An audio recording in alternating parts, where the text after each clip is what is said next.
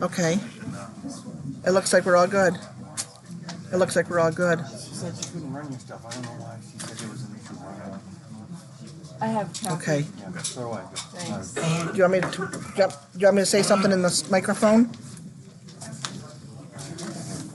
Testing, testing. Thank you. Okay. All right, thank you, Joe. All right, bye-bye. Bye-bye. What do you say, darling? We're on. We had the internet. Huh? Yeah. It's all set. Okay. So that's, all right, I have that attached. That's a bigger one. What is it, hard copy? Are you ready, darling? I'm ready. Okay. Good evening, everyone. I'd like to call the meeting to order. If everyone could stand and join me in the pledge.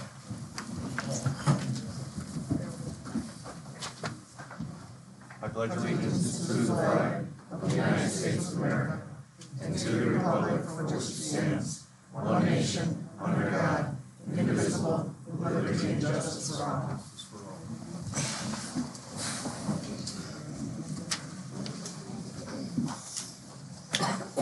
Okay, we got a lot to go over tonight.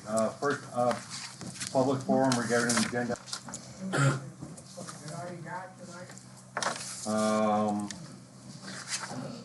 Did we add anything, Charlie? Number 4, Tompkins Insurance. Oh, we have to add a resolution for, town's insurance. Townsend or Tompkins? Tompkins, right? Or, yeah, the insurance agency. And then financial speaker Sarah Bowser. No, she's not. Uh-huh. Okay, we're gonna, go with the presenters first. Sarah? Yeah. Do you wanna do a quick presentation? Sure. Anything you gotta do? Sarah Bowser's from Single Source. She's our accountant down the town.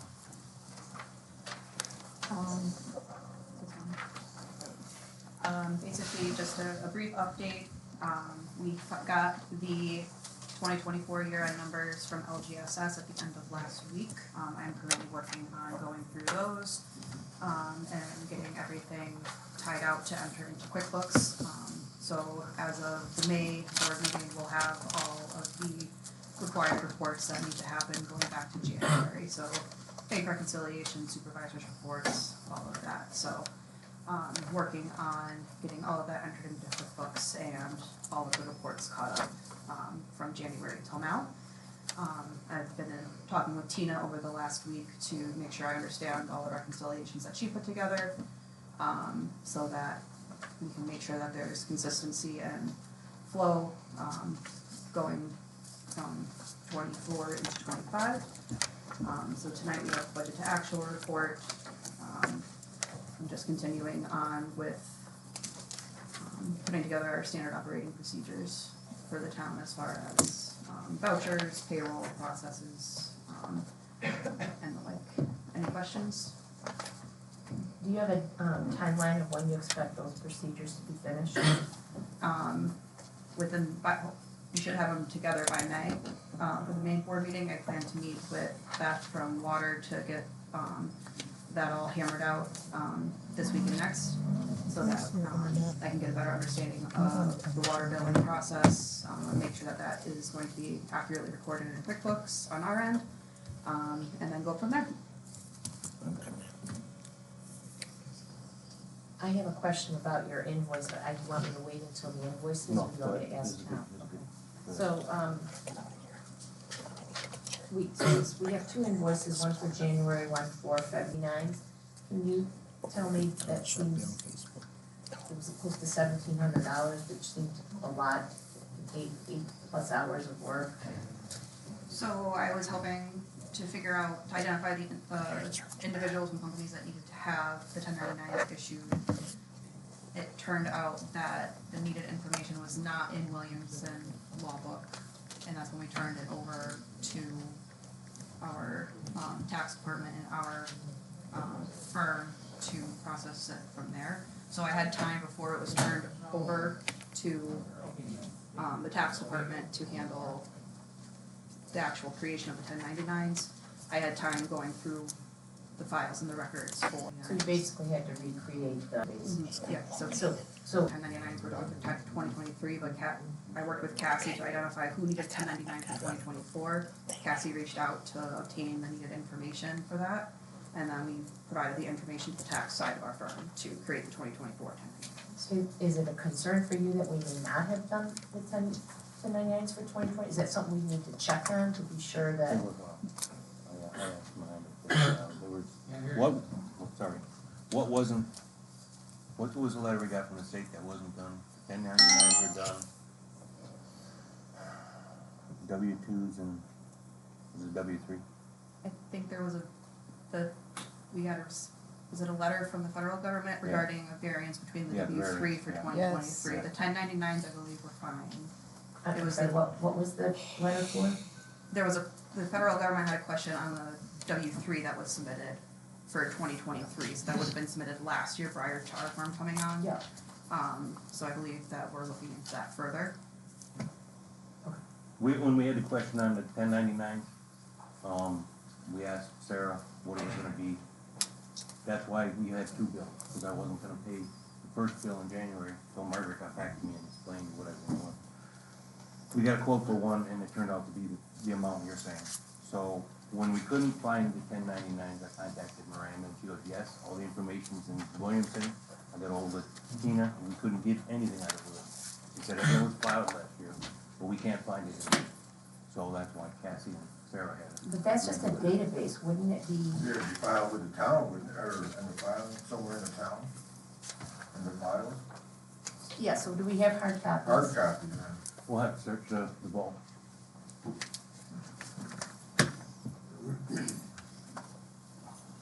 You have hard copies now Yeah, I'm looking for 2023 though. of the W-3. No, 1099s.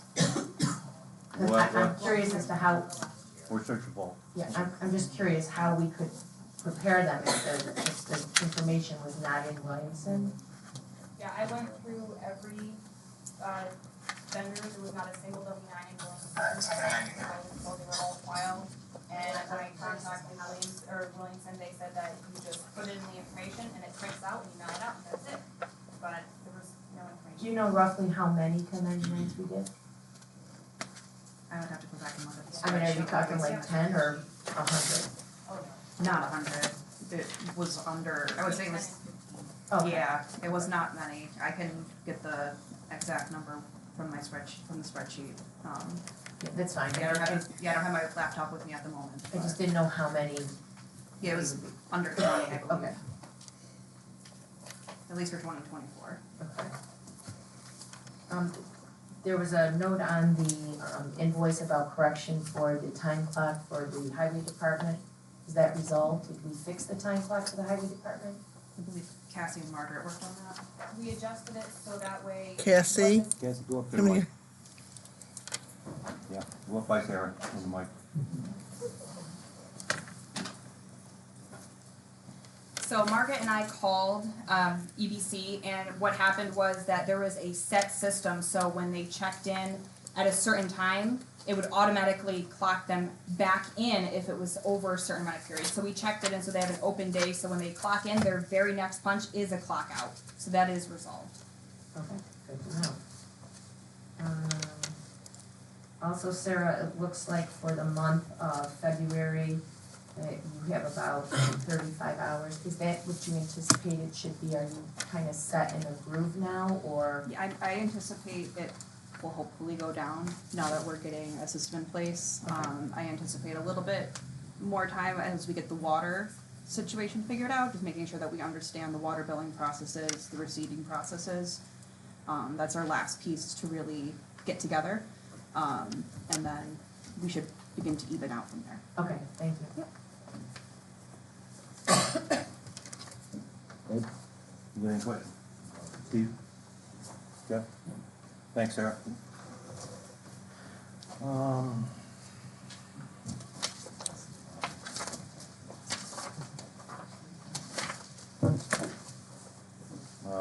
CPL, Jason Cook.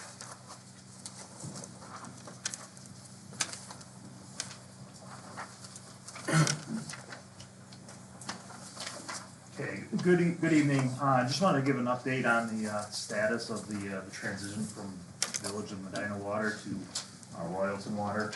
I do have a couple of extra handouts up on the table if anybody would like one. I know all the board members have one. And basically, I had prepared a memo the other day based on our recent findings, and I just wanted to go over that with you guys in person. So just follow along here on the memo.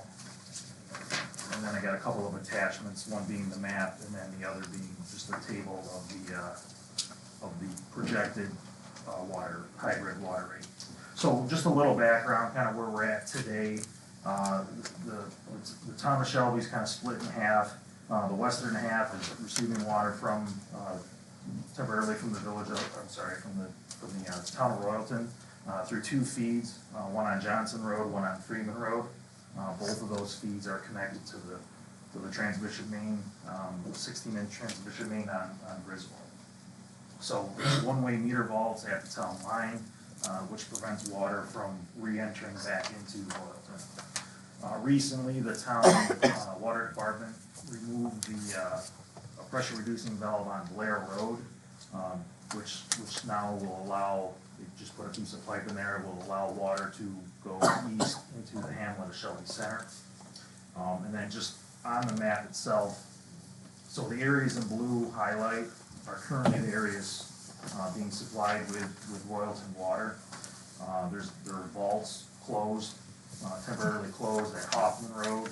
We got closed at Saltworks Road, over there by Kuzmano's Pizza.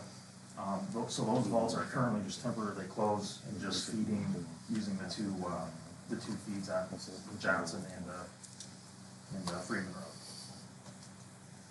So last week we performed some fire flow tests, and we've been using, just working with the water department and kind of incrementally, transitioning certain sections of the town water system over to Royalton water.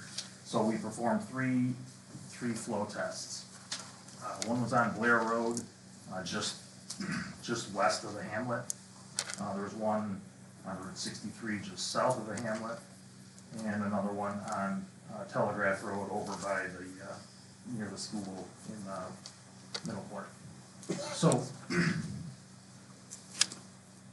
for Blair Road, what we would do is normally we'd use this fire flow data, put it into our water model to calibrate the water model. I have not done that yet, so the information, we have some old model information, and so comparing real to the model. But so for Blair Road, that was just west of the hamlet. The fire flows there were a little over 1,000 gallons a minute. Route 63 south of the hamlet, those flows were again just a little over 1,000 gallons a minute. And then over on Telegraph Road, I do have a typo in my memo, but the correct amount is 860 gallons a minute. So in all cases, the pressure was above 70 psi. So all in all, the pressure is being maintained.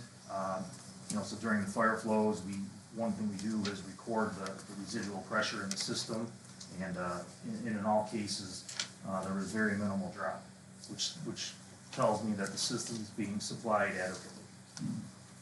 So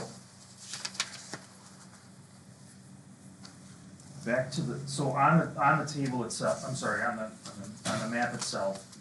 So kind of we want to identify maybe what would be the next area to look at to potentially feed. Just again working with the water department. We looked at Harrison Road, the rest of 63 south towards Fletcher Chapel, Edwards Road, and Bigford. So that's the next section that we would target to transition. And as we go through this, we want to do it a little slow, let things kind of stabilize. In a lot of cases, the flow direction's changing. The pressures are gonna be different, and in a lot of cases they're higher. So again, we would want this to stabilize a little bit while we go through this. And if you guys have any questions, just feel free to jump in.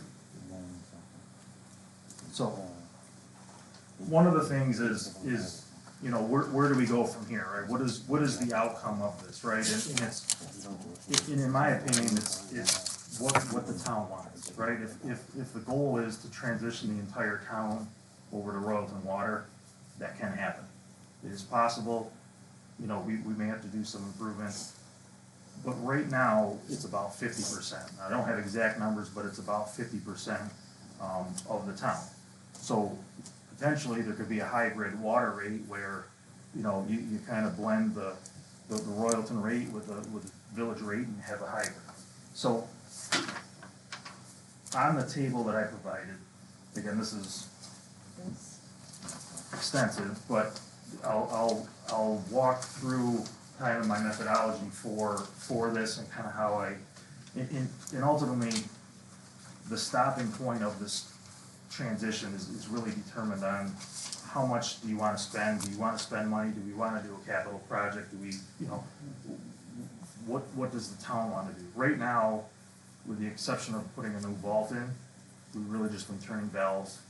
You know, there's been very little cost to actually do this. So we may get to a point where we just can't continue to feed, but we're not there yet. So again, right now we're about 50-50.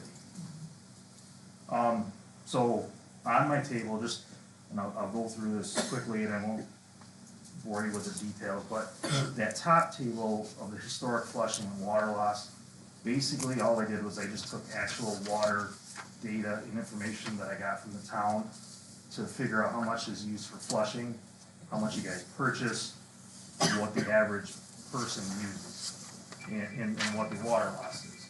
So out of that, I kind of highlighted those numbers on the table. The usage per connection is about 44,000 gallons. That's a key number. And then the water loss of 19%, which is about 20%, is another key number. So part of the savings is not only in the water rate, but the other part is how much the town's gonna potentially save on not flushing expensive water. You know, by obtaining water in another direction, they're able to, you know, reduce flushing costs. So again, that's a cost that the town is incurring yearly. Again, I believe those can be reduced. So Before you move on, could you explain again why so much water has to be flushed annually? So currently the water travels down 31, goes to the big tank prior to the transition. Went to the big tank up on 31 by the ethanol plant, was pumped down East Shelby Road, down Fletcher Chapel, all the way towards the west end. So the west end of the system was the dead end, and it was a long way all the way around the town. So now that the water's coming in directly from the west side, that water's fresher, cleaner, and we're not flushing. You know, Freeman Road was a very large, you know, there was constantly a huge quantity there being flushed annually. So at the end of Saltworks Road, all of those were just long dead ends. So now the water's been kind of flopped coming in from the other way. Again, it's just improving water quality and hopefully reducing flushing. Now, we haven't gone through, you know, a year of flushing, so it's, you know, again, just intuitively saying that it's probably going to reduce. So.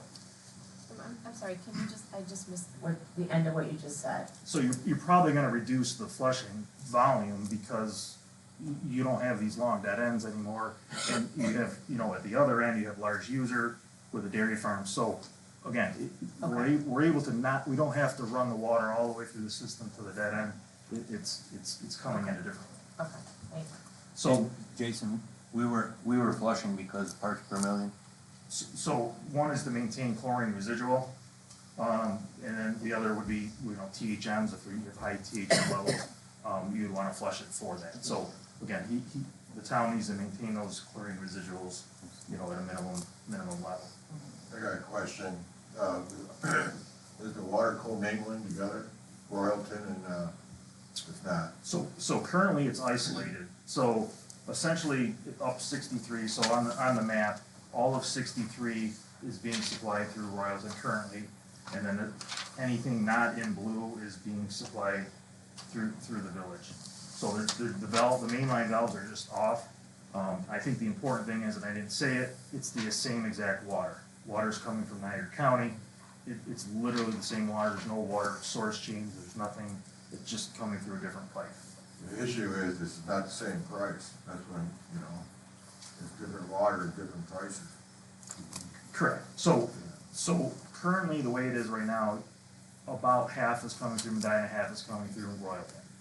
Obviously, there's a difference in rate, like you mentioned, and that's where I'm saying that there's a hybrid water rate that, you know, you could at this point in time just say, all right, we're not gonna do any more, let's leave it as is, and we could come up with what we think is a hybrid water rate, which would lower it because you're receiving, you know, less expensive water directly from Royalton.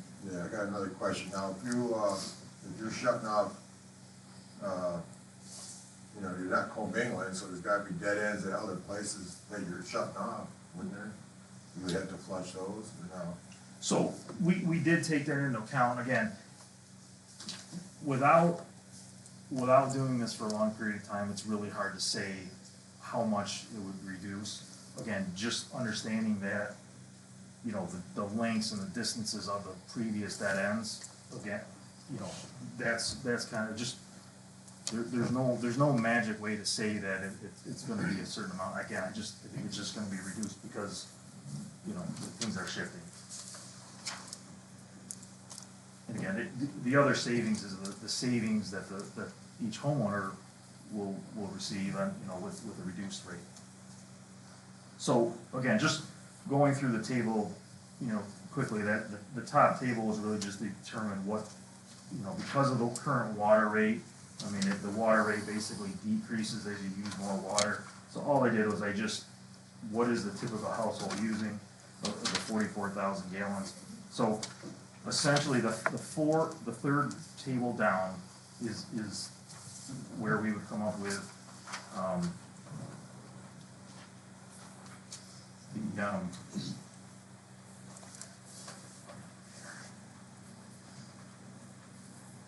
okay, so the third table down, because you have escalation rate now with the village, all I did was I said, let's just assume use the 44,000 gallons per year that the household would use. Essentially, you're coming up with a composite water rate from the village of $8.62 per thousand. So that's kind of our baseline for what the water rate would be from Medina. Jason, Yes, sir. that's with with Shelby's fee added on? Fee Yes. 62? So the purchase price is the $597. Okay. There is a calculated O&M cost, again, it's this line in blue that they have blue highlighted, is $2.64 a thousand for a total water rate of $8.62. So again, because somebody who uses less water is gonna have a higher water rate, I just use the 44 as just the baseline. So the $8.62 per thousand was used as the Medina water rate.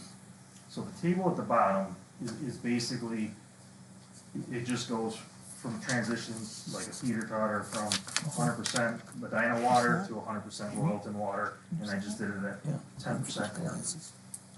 So currently, right now, I have that, it's highlighted at 50/50. So you can see the annual water purchase is the 44,000 gallons. The total composite water rate. So what I did, if you look at the bottom, where it's 100% Medina, we have that same 862 water rate, which is basically saying 100% of the water from Medina for a person using 44,000 gallons a year. You know, they're not going to save anything on their water bill. I told you this is tough to follow. So at the 50/50 split, you're purchasing water from Royalton at a less expensive. If you could buy 100% of your water from Royalton, it would be $3.20. And I'm still adding that same $2.64 O&M to both of the rates. So if you meet in the middle, the composite rate for just purchasing the water, half from Royalton, half from the village, would be $4.59. Adding the $2.64 to it for the O&M comes up with a composite water rate of $7.23. So for a typical household using 44,000 gallons a year, that's just $61 a year savings.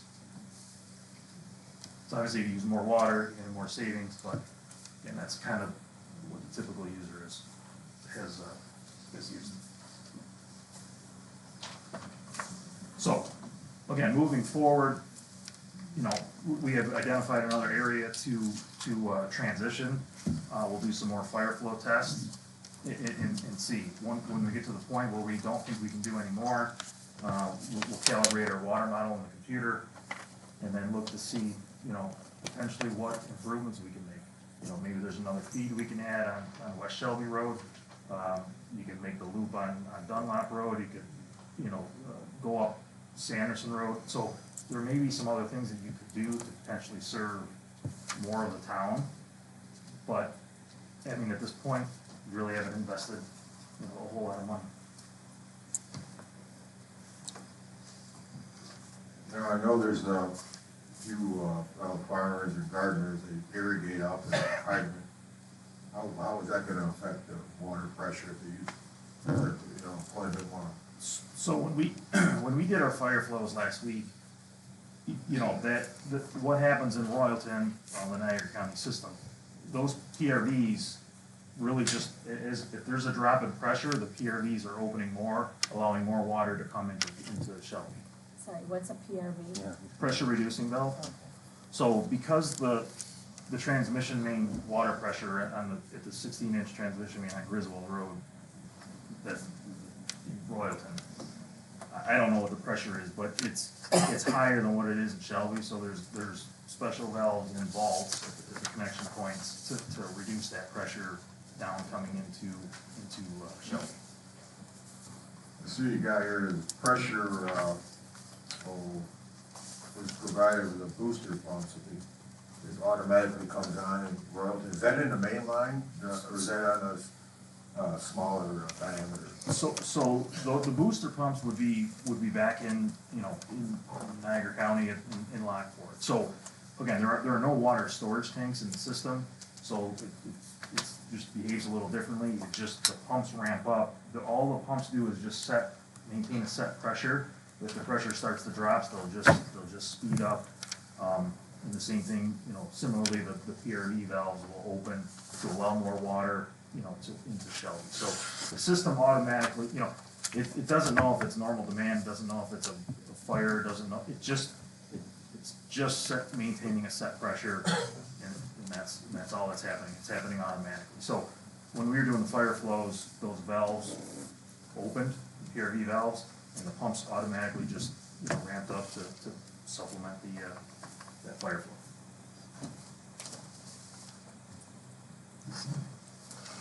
Jason, if something happened to one of the pumps or something on that PDR valve, there's a backup pump to keep the system running, right? You're talking in Niagara County? Yeah. Absolutely. So there's redundancy within their system. Obviously, the Niagara County system is serving, you know, all of Niagara County.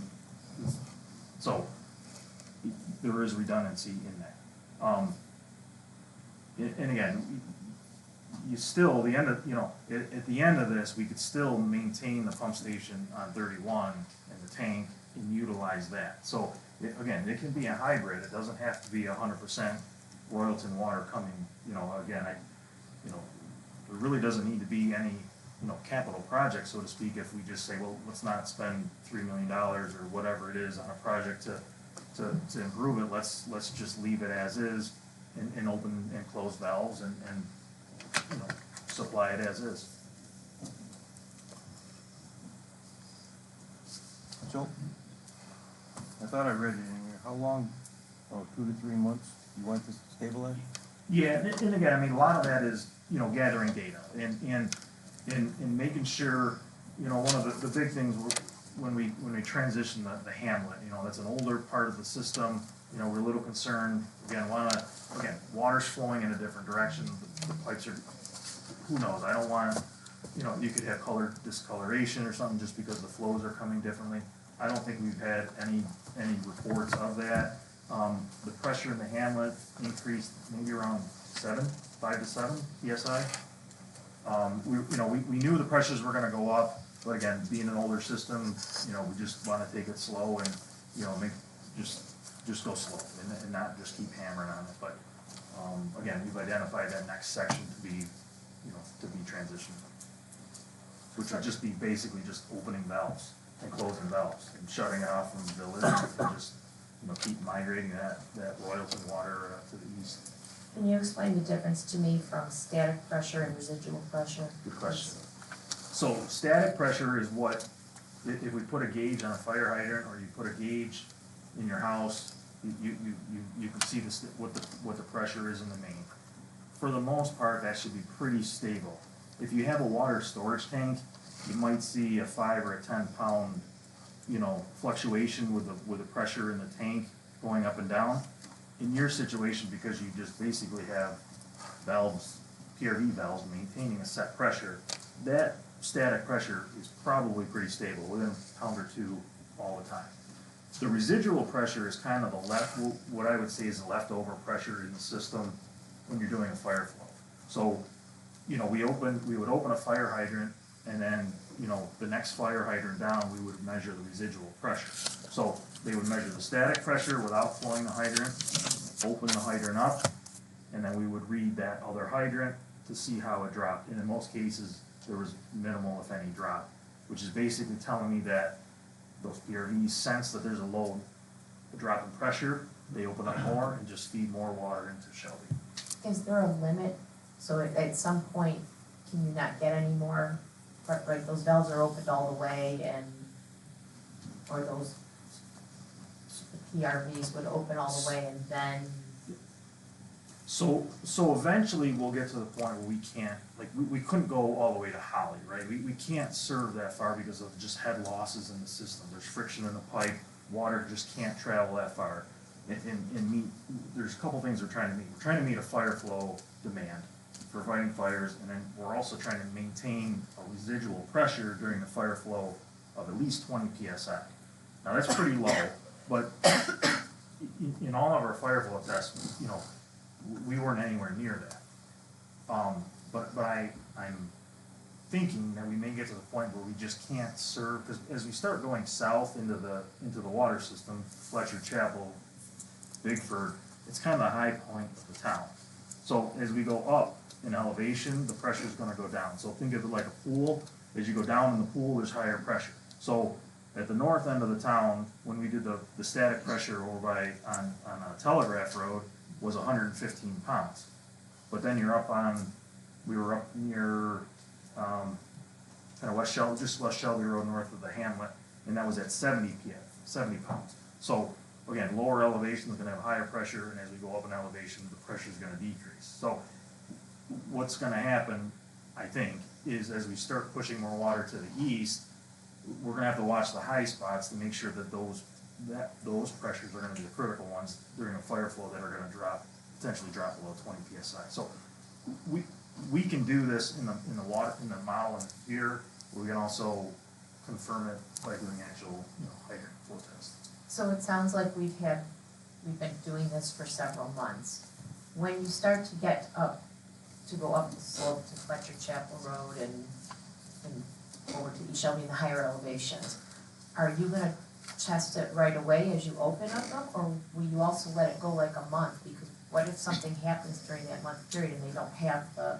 So the water department, at least when we did the Hamlet, which is the most recent one, we turned the Hamlet on in '63. They're checking the pressure immediately. It took me a few weeks to come out and do the actual fire flows, but there was adequate pressure at all times. Now, pressure, the static pressure will be fine as we move east. What I'm concerned about is that residual pressure when we start flowing the fire hydrants. So that's the critical piece. We would have enough pressure, static pressure, to push it all the way through the whole town. The problem is going to be we won't have available fire flow to go that way. That would be my concern. Again, the proof will come out once we start transitioning. Yeah, how long was the duration of each test? I mean, like within an hour? How long? I would say, no, not an hour. I would say I would run them maybe 3-4 minutes.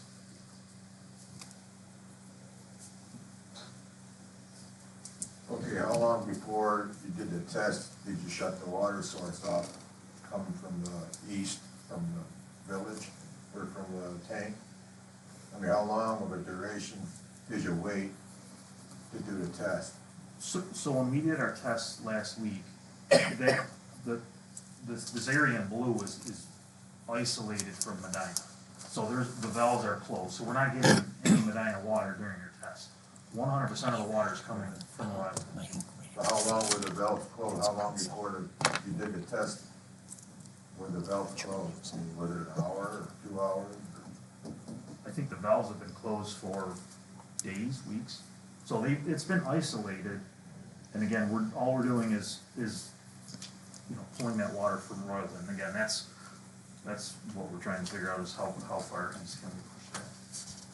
Going off of what Eddie said, can you just, how long do you have to wait once you close off Medina? You have to wait an hour, or do you have to wait a week? For pressure to flow to get it stabilized, or what? Or is it something you can do right away? I mean, I think you could go down to Harrison Road and open a valve at the west end and close it at the east end, and immediately the pressure from Royalton would fill the line within seconds. So it's not anything that, again, same water. Generally speaking, the pressure probably from Royalton's a little bit higher, generally speaking. So, I think it would just fill. It would just by opening and closing the valves. Yeah, but if you shut it off immediately and then open the other one, you still have pressure left over from the east end. I mean, there'd be pressure there. I mean, you didn't draw the pressure down at all, did you, when you did these tests? And then turn the valve on and see how much pressure would come up? Jason, I'm not sure what he's asking. we turn those Scott, on Dale. your direction. Go up to the mic.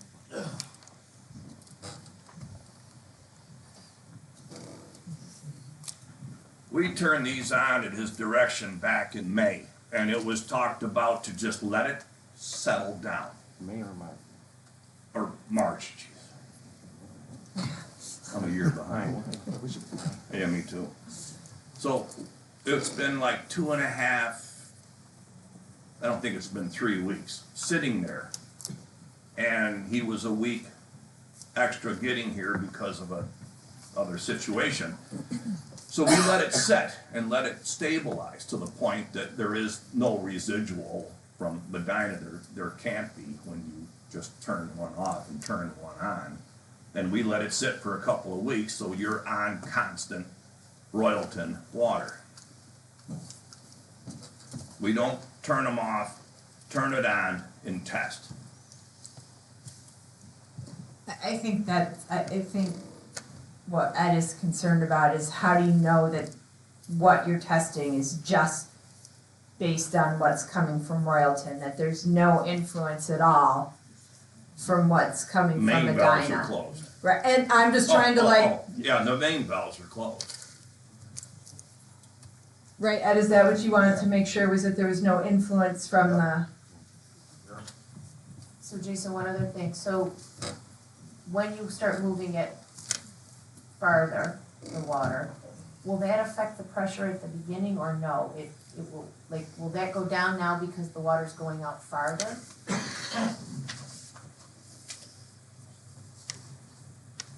I would say no, only for the simple fact that it's close to the source. So Freeman Road, for example, those roads immediately, into the system where it's being fed. Again, those PRVs don't know what's going on. They're just going to open more and more and more to maintain that set pressure. And again, that's what I would expect. Now, will we get to the point where if you are so far away, maybe, but again, this will come out in the test, and again, this is why we're doing kind of real world tests to confirm it. And again, we can do this in the computer model, but we would want to back it up anyway with field tests, and again, just given the sensitivity of this whole thing, just working with Dale, let's just go slow, steady, be systematic about it, and every step is calculated, and we're backing it to say, yes, when we get to this point, we're rock solid. When we get to the next point, we're rock solid. Maybe when we do the you know, in another few months, we start transitioning to Millville, maybe it's like, oh, this isn't gonna work. And then we stop, and now what I wanna do then is calibrate the model and then see, okay, what can we do to improve it? What I would do is do more fire, just continue to do fire flows and calibrate our model. And in our model, we can simulate, except putting a water main on Sanderson Road, closing a loop here, closing a loop there. So we can simulate that, but I mean, at this point, you know, real data is the best. So when you did the 2 vaults, whatever happened on Freeman Road, I know that like, they changed something there, and then you added the one on Johnson Road. What did your model say? Did it say you get where you are now? Yeah, Like, yes, how it close is did. the It model to did. what's actually happening, I guess?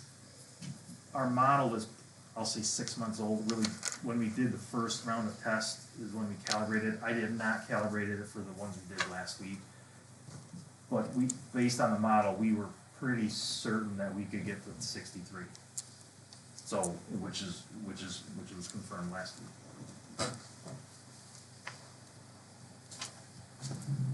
You know, one other thing would be, again, putting another vault in on West Shelby Road. Again, that would give you 3 feeds in to the system, all gonna benefit. But again, we can simulate that in the water model. Well, that's what I'm trying to find out. Was the original model valid for what we're doing right now? Because if we're gonna put another vault in and spend another, I don't know, $50,000 or $100,000, we wanna know how far is that actually gonna get us. I wanna know how accurate the model is. And I think even the model that we had really only had the Freeman Road vault.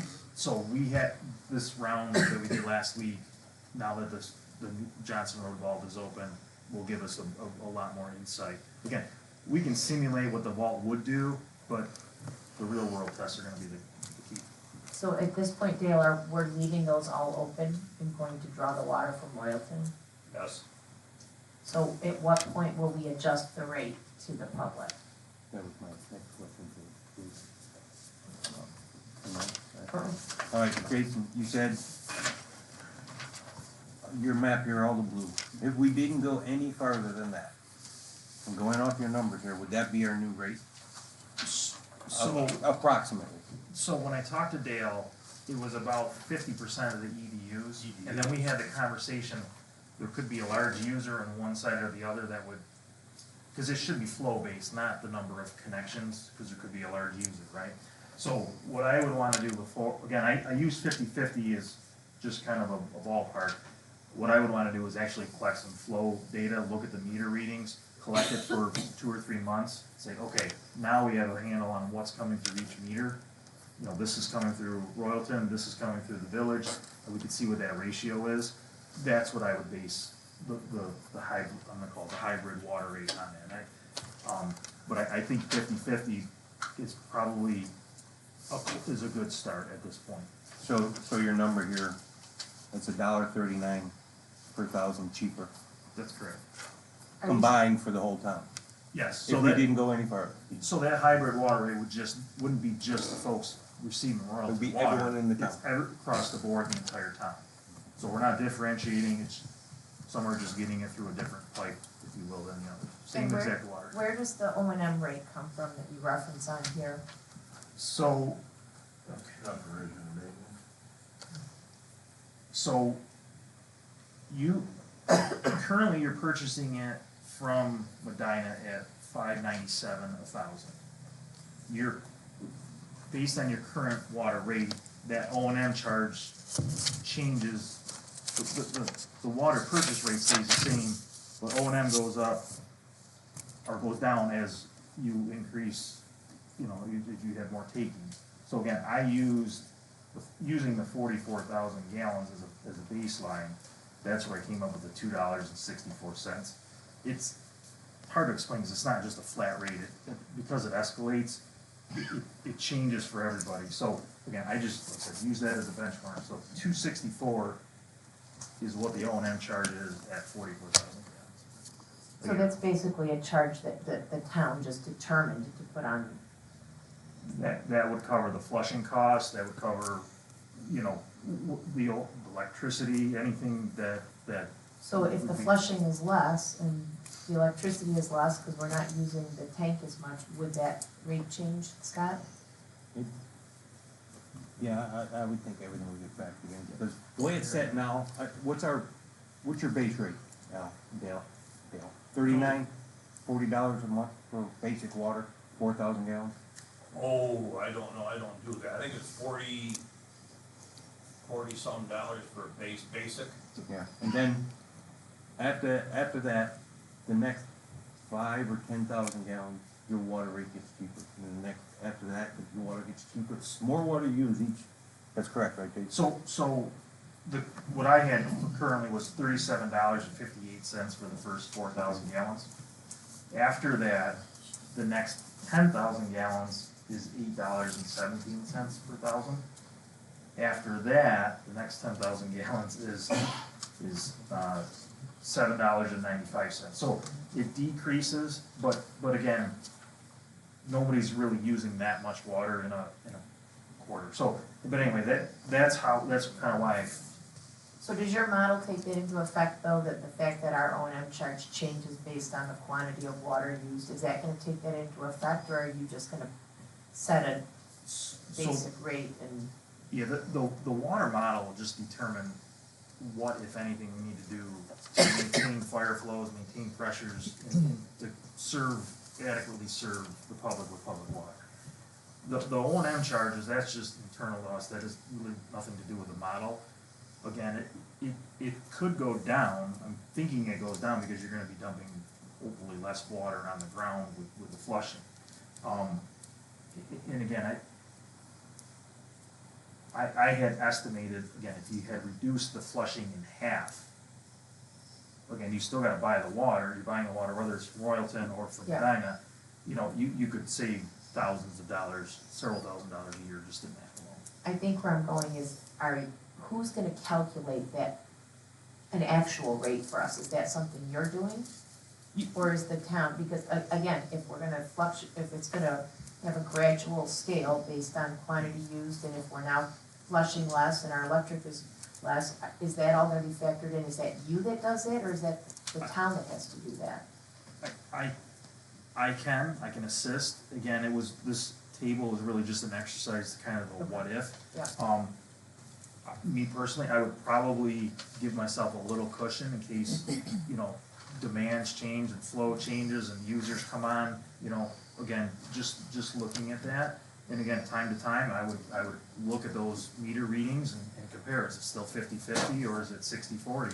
You know, if it starts going 60-40 to Medina, then you're probably gonna be short. So, you know, again, the more data we can collect through the meter readings, master meter readings, that's just gonna help us, you know, kind of stabilize this. And again, I used 4 years worth of data to kind of come up with what I did, but, you know, I guess the more we have, the better. That's my concern, because while you say 50% of the town of Shelby is being supplied, that doesn't necessarily mean 50% of the water. And this side of the town could use far more or far less than that side of the town. Calculating a rate seems a little complicated.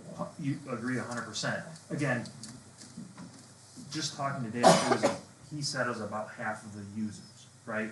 And that's what I'm saying, like, I would base it on the flow, and I would use the meter, like, look at the meter readings, the master meter readings on Johnson Road and Freeman Road, compared to the meter readings from Medina, at the same time, that'll give you your ratio. So that's what I would base it on, not connection, because, you know, the little lady could be using very little water, and she counts the same as, you know, a large farm using, you know, thousands of gallons a day. So you're absolutely right. But again, the 50-50 was just a ballpark at this point, starting point.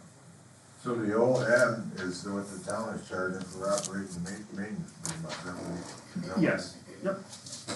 Okay, I checked with the town to the east of us, and they pay the same same rate as, we do to Medina, and they do not upcharge the water at all to the residents of the town. They're paying the same rate as they pay where they get the source, and, they got as far as I know, they got a $25 fee across the whole town per unit, and that's how they, for operation and maintenance. So, I mean, So again, there's multiple ways to calculate O&M. Some it's a flat rate, some it's built into the rate, some, you know. So if it's $25 per year, I mean, I would be curious to see how that factors out, what that equates to per 1,000 gallons. I mean, again, if somebody wants to do $2.64 times 44, that would tell you what the,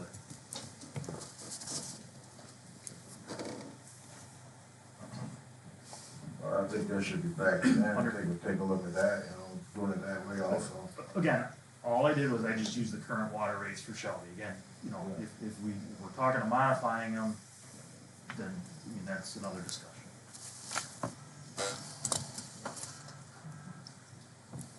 Sorry, one last thing, so when are you gonna start the next section here? Tomorrow or Monday.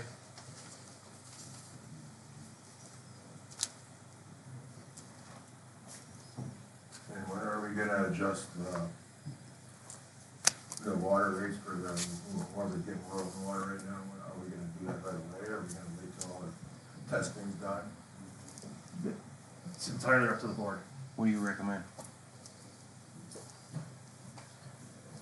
If we Well, I didn't go haven't- any further than we are right now, we could charge $1.39 less for water. Knowing that there's probably a conclusion coming in the next several months, I would probably wait till I would not adjust it and then have to adjust it again. I would probably wait, gather more data. Again, I just think the 50-50 at this point is, again, there's about 50%, it was, Value. yeah, we just don't have enough information, again, and just raw numbers here. So I would probably wait, if it was gonna be 6 years from now, do it incrementally and, but I would collect a little bit of that. So can you, like, set a date tomorrow, take a reading from each vault, and then go a month or 2 months to get a test number from each supplier? No, because we get data from the village, I believe, like every quarter. I get it from Littleton every month.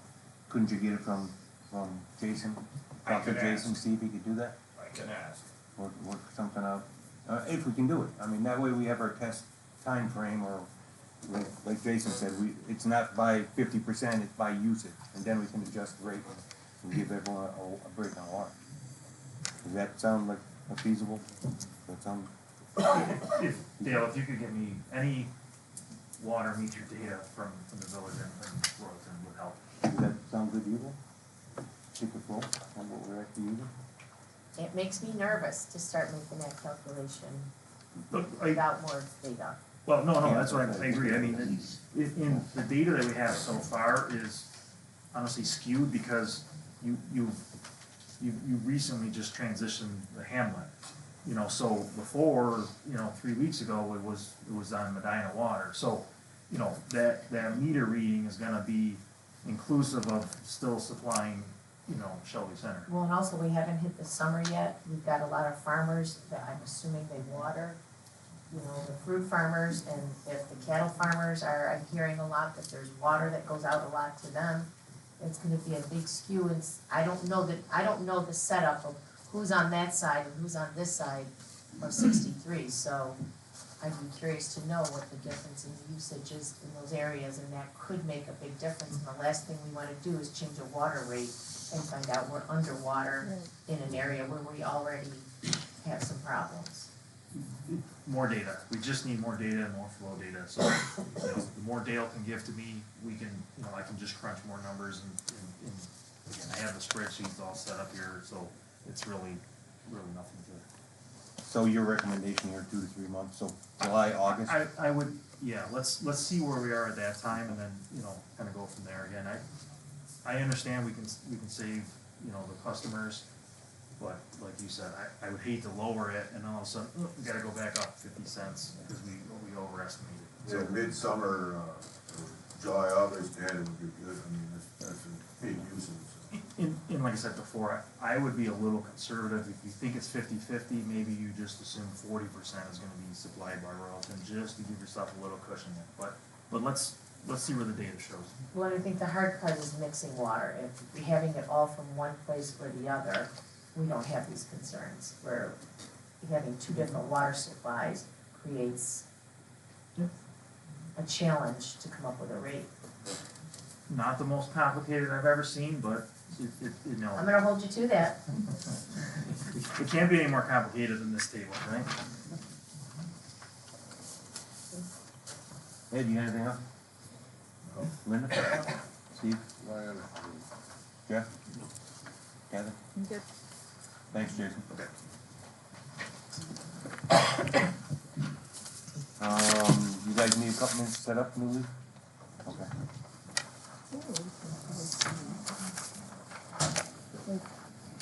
For the workshop. So for the workshop, always through what? Darlene has to do it? What am I doing? You know we need to get people Right. I was just trying to figure out how I could connect to the TV so I could show, right, what. I'm not asking you to. Don't give me a heart attack. Do we That's have, not my favorite thing. I wasn't asking you to. right here, Don't Kathy. be touching that. Kathy, right here. You have an HDMI? Don't you be messing with my We gotta stuff. undo that HDMI. This is for court. Yeah, I have Yeah, an but HDMI. she can plug it right into Well, the court I think HDMI. she's gotta bring her thing over here. No, this is long enough. We just gotta unhook these. Hold Yeah, on. no. Let me figure it out Don't, here. here, you get on the other side. I'm afraid to get my Do you know what computer. the password is for Wi-Fi though? Nope, I don't. Cassie. Cassandra.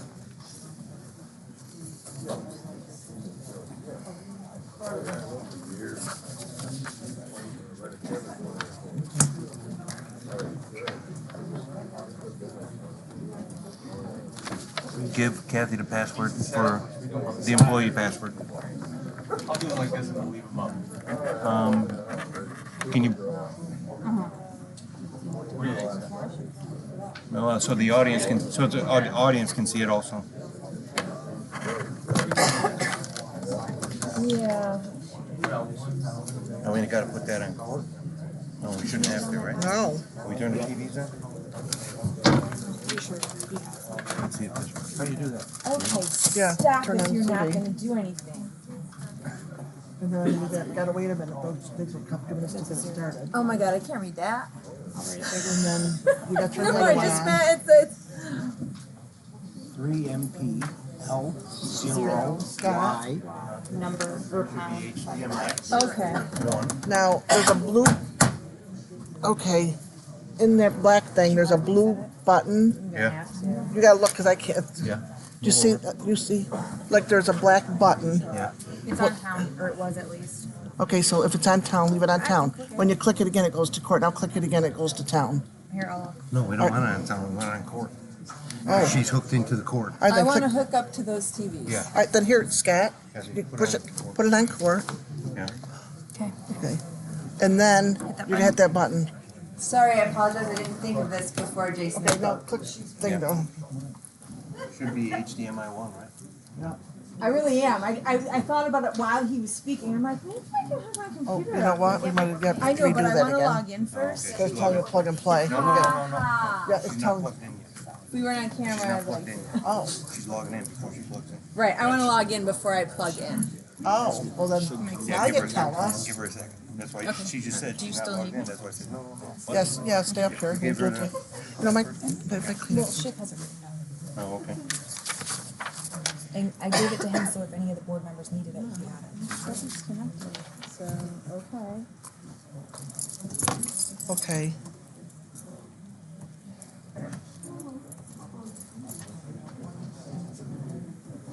I wonder if I can just hit that. Oh, wait, yeah, wait. Oh.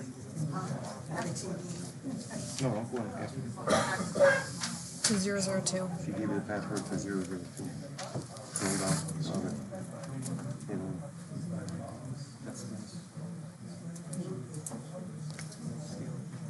it's not showing you? Did you get? You don't need a password for that. It's not showing her the other way.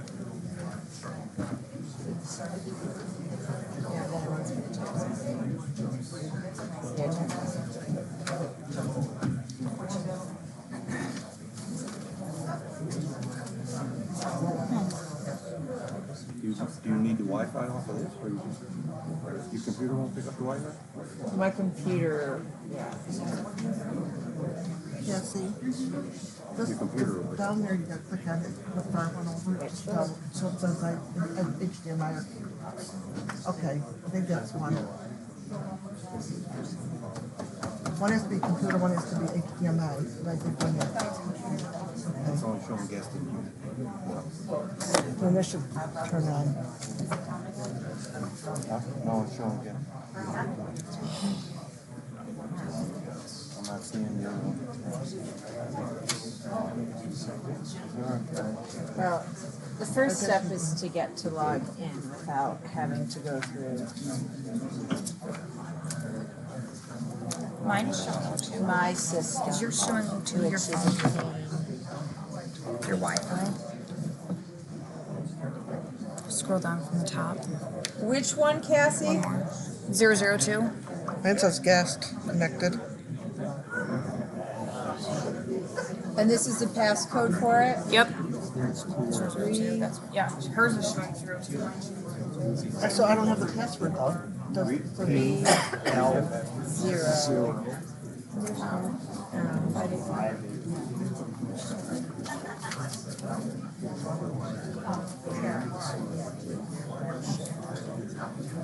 yes, what is the password?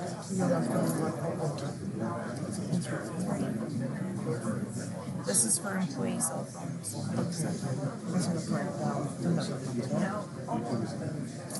What is I have that? it memorized. 3 M. M? It's for employees only. Okay.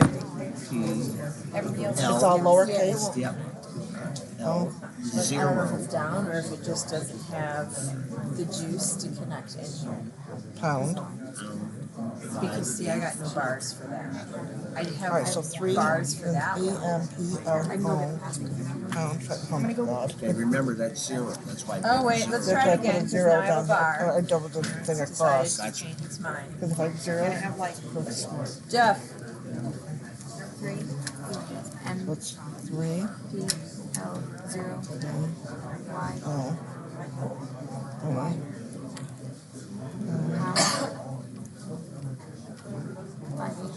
Okay, so I'm gonna do. That's why, That's he's gonna be- missing the Y, that's why. Yeah. We're missing the Are Y you right giving here. me? That's why. That's what I got it right. Oh, jeez. Give me password. Right after the 0 is the Y. Oh, wait a That's minute. why, because there's no Basically Y. employee with numbers. Give me the right password. All right. So what is that? 3 M. I don't know, but I might now that I have the right password. Y. Hey. Pound 585. Okay. And that's only Employee. Yes, I think. Try it now. Thank you, Jeff. Oh, we got to get our TV on. other TV's on. It is? Yeah, it's on. What's it say? It's on computer. Okay. That's what you had me do. One has to do HDMI, one has to be computer. Put this one in HDMI. This one's HDMI. How do you see that? No, I said put this one in HDMI.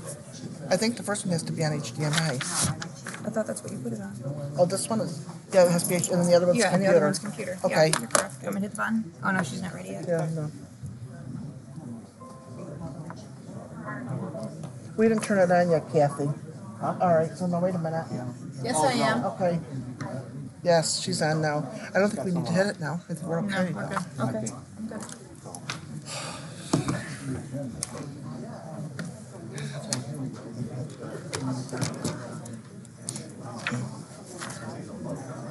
Which way you going, Jason? Are you in the Wi-Fi? I think so.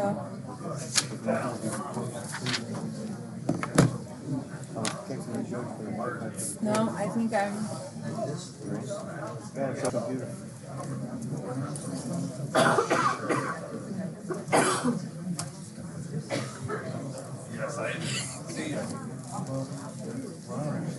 I'm sure nothing that crap.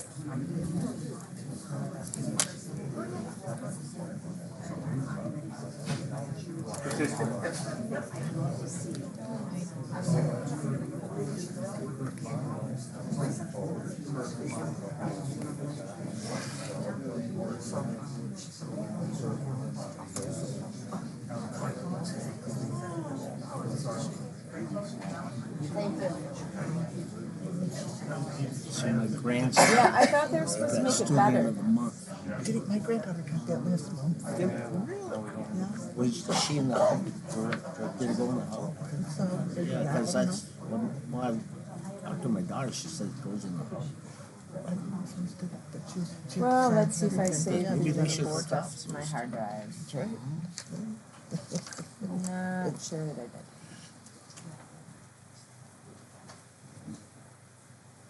Oh, you guys sent me a link though, right? Yeah. There's a link to I wonder if I can.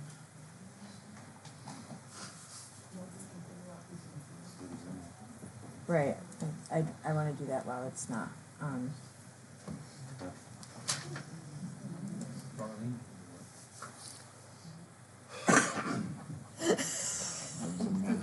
No. I have, you want me to forward a link to the top of your inbox? Or, yeah, sure, that might make things a whole lot easier, so I don't have to go hunting for it, that'd be great. Assuming I can get my email to come up.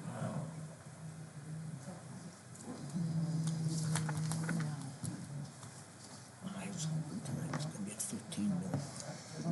You weren't told that. I did too, Nobody but I told wanted you to go to that. some dinner. But I might not be able to go. He's sending it to me. If that's too slow, we got that fast.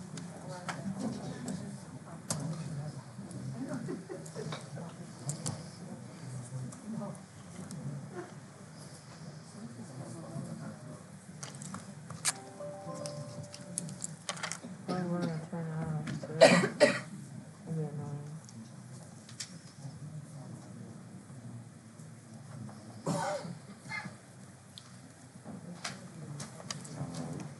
Really? Very slow.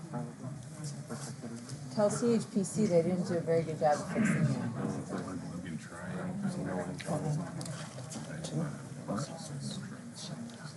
What's the court? Yep, I'm gonna.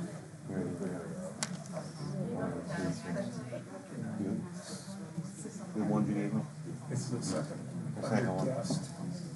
Under the, with the, yeah, with the penalty. Under debt? Cause it just says court.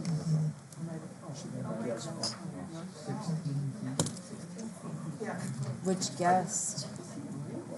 More than one. Well, that one's stronger single, so take that one. That'll be the court one. And what do we think it is? The one with the penalty. It's second. The second one? Yeah.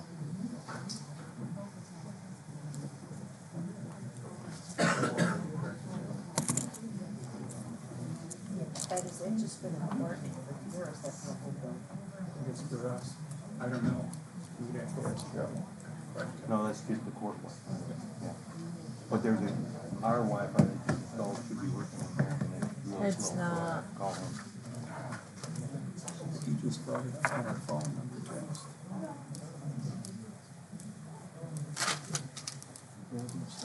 It's connected. It does.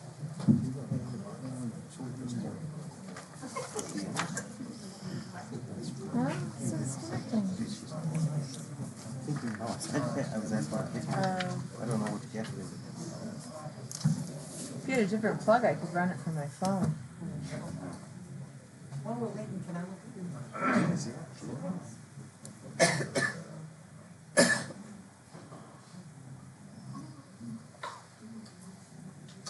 See, all I got. Maybe? Hold on.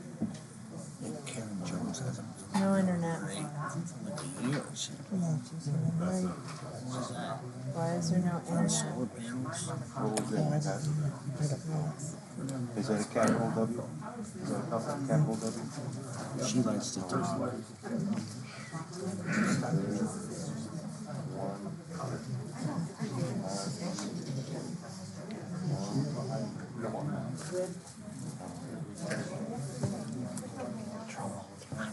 Yeah, I get it. Here. Oh, maybe.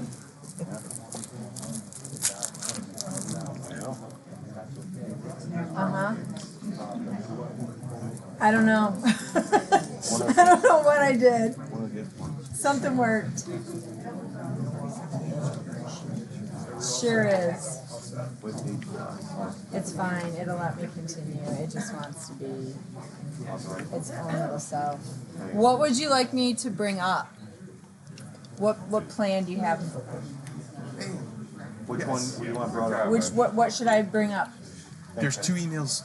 One's a link from the engineering firm. One's the link from us. No, she's on the. What? Actually, no. Okay. I can do it from his email now too. Oh, and would they be up on the screen? Is that what you're thinking? Yeah. So go to the.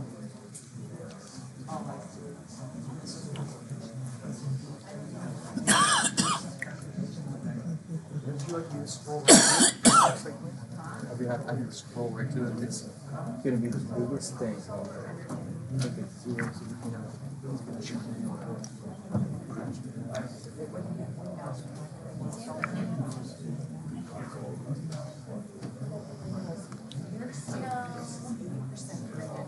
Somewhere over here.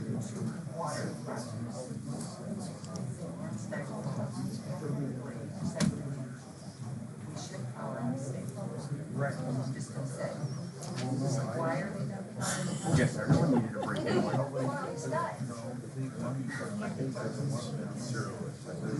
From now on, I'll come earlier and do this now that I know how. Well, I'll have the HPC come back tomorrow. Very good thing that's wrong. Yeah. Should be a good idea. Save it to my desktop.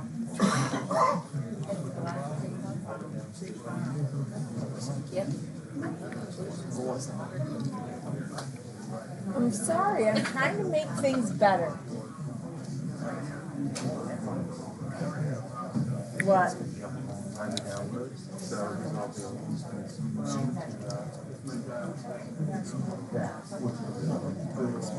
Yeah, as long as we can have something up on the screen, it doesn't, right? Yeah. And just trust me, I was just share what you have because Okay. the whole thing is Yep, no, that's great. We're just gonna go with it. That's what we're gonna share. Uh-oh. Oh, there. Okay. Okay, everyone, we're gonna start up.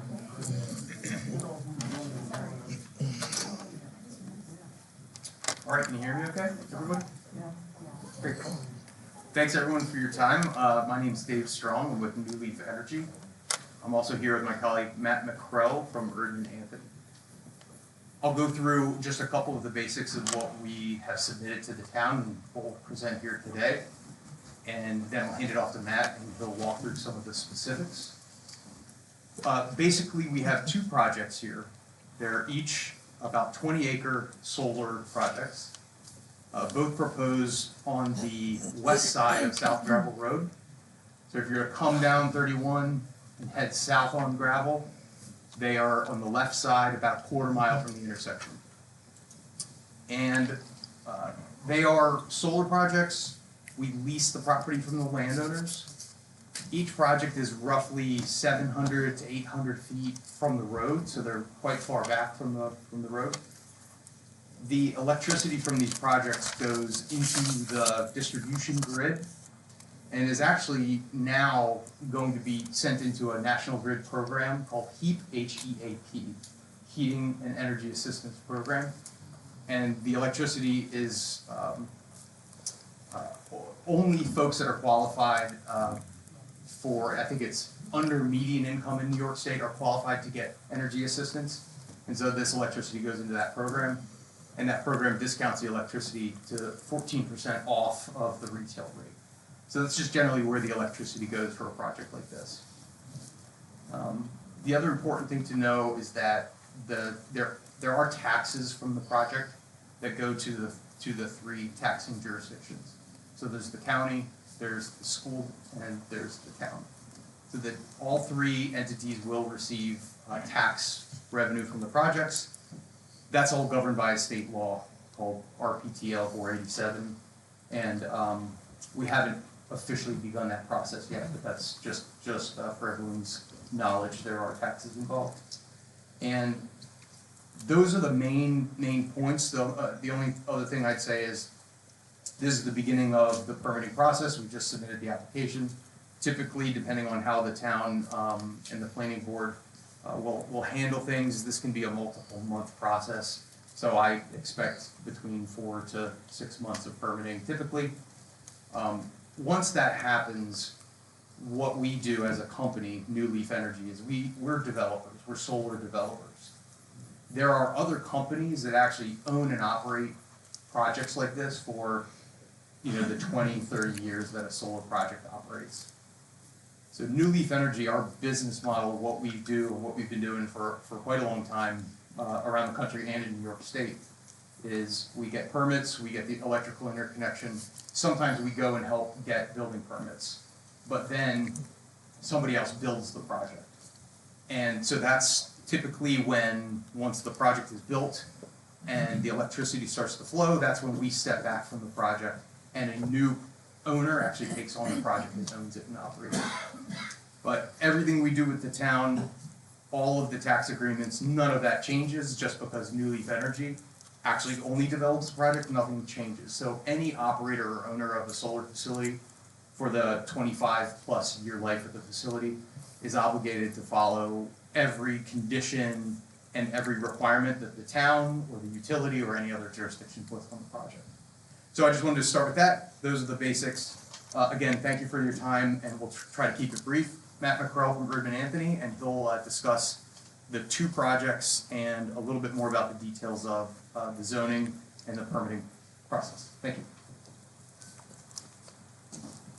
Hello, my name is Matt. I'm going to take you through what we have laid out here. Thank you. We've got 2 different properties, 4326 and 4364. There is one fenced array area on the northern property. The panels are in red, so you can see about what the fenced array area would look like. There are 2 on the southern property that are working together in one system, so you may hear me refer to it as one array. There are 2 different areas. On the northern property, we would be putting the panels in an area that is currently cornfield. And on the southern property, there is one area of apple orchard that is already removed and one that would be removed for the project. None of the panel areas are adjacent to the roadway. On the northern property, we are behind the homestead. On the southern property, we are behind orchard and other forested area. So to give you some of the numbers associated with this, on the northern property, our total encompassed area, for which we include anything surrounded by our fence and the extra area of driveway we have leading into the fence, is going to be 21.935 acres, about 22 acres of an overall 79 acre parcel. So that's 22 acres of us, 79 acres of the overall property. For the southern property, we would be using 18.75 acres of an overall 167.98 acres. So that's about 19 acres of a property that is 160 acres. As I said, the panels are going to be off the road. They won't be adjacent to the road. The one upgrade that would be visible from the road is the utility poles that would hold National Grid's equipment. Right now, we are showing 6 utility poles at the entrance to each property. Sometimes that number comes down, but that's what we're showing right now. And then these properties are in agricultural residential zoning district, and we have been able, because of the nature of this property, where we can put the arrays back off the road only in certain sections of the property, we've been able to adhere to all of the setbacks in the zoning requirement from all the different properties. So, for example, on the northern property that you can see here beside me, we are able to keep the setback even from this rear property line here. We meet the minimums from all property lines, and as Dave said, we're somewhere around 700, 800 feet off the road in each instance. We are nowhere close to the max coverage. We've got about 28% coverage on this property and about 11% coverage on that property, and maximum allowed to be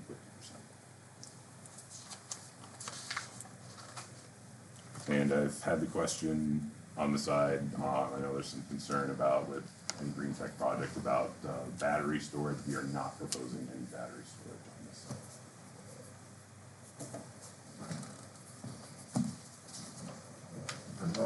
The northern part of the property, is that below the escarpment?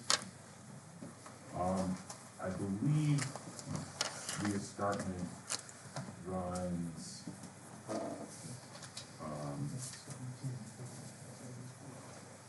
yeah, I believe so, yeah.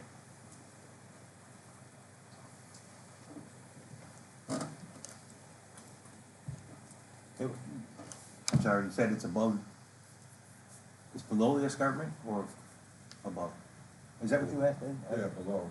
Is it below it or above it?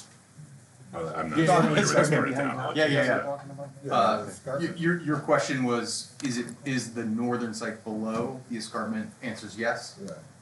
And then just for you, Scott, the southern site is above the escarpment. Are you gonna be able to see it from the road? In my experience driving by there and looking, it's gonna be very difficult to see it. There could be a couple spots at the right time of year where you could kind of sneak in there and see. So it's tough to tell, but they are pretty far back, and there are existing trees between the road and the apple operations and the field in the back. You'll be able to see it if you're looking for it. If you're just driving by not paying attention, you likely will not see it.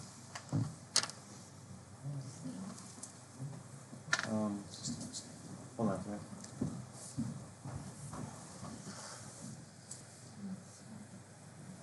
Those are wetlands here? Yeah, I have questions about the okay. wetlands, but you can ask them. Go ahead. What, okay. Go ahead. What's DEC's comments on the wetlands? Right. The one that you see under the actual array panel area is not a jurisdictional wetland. It's just a low spot in the cornfield that was delineated as part of this project. There are some jurisdictional wetlands up in the corner that you identified, that northwest corner. We are not getting into them at all. We actually are following a buffer that's not in force yet, but we think could possibly be, and we are staying out of that area. You have something from DEC on that? Or are you just saying that they're not Army Corps so here's the thing, right? I don't know how backed up DEC is out in this region, but DEC in Region 7, their jurisdictional determination time under the new wetland regulations is not very speedy. So if, right, it looks like from, let's see if I can enlarge. No, that's not gonna work. So anyway, for people who can see my pointer, that appears to be something that DEC wetland because you put a 100-foot buffer next to it. And delineated in the field and confirmed the DEC's existing maps. So, and to Matt's point, I think, what Matt was just saying is we are anticipating that the DEC will interpret according to the new rules.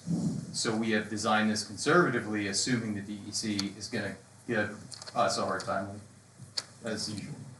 Okay. So I hope that makes sense, but. No, it does to me. It might not to anybody else, but yes, it does to me. Yeah. So you have not gone through the DEC process yet, which means probably also haven't gone through the core process, but that's fine because the DEC is way more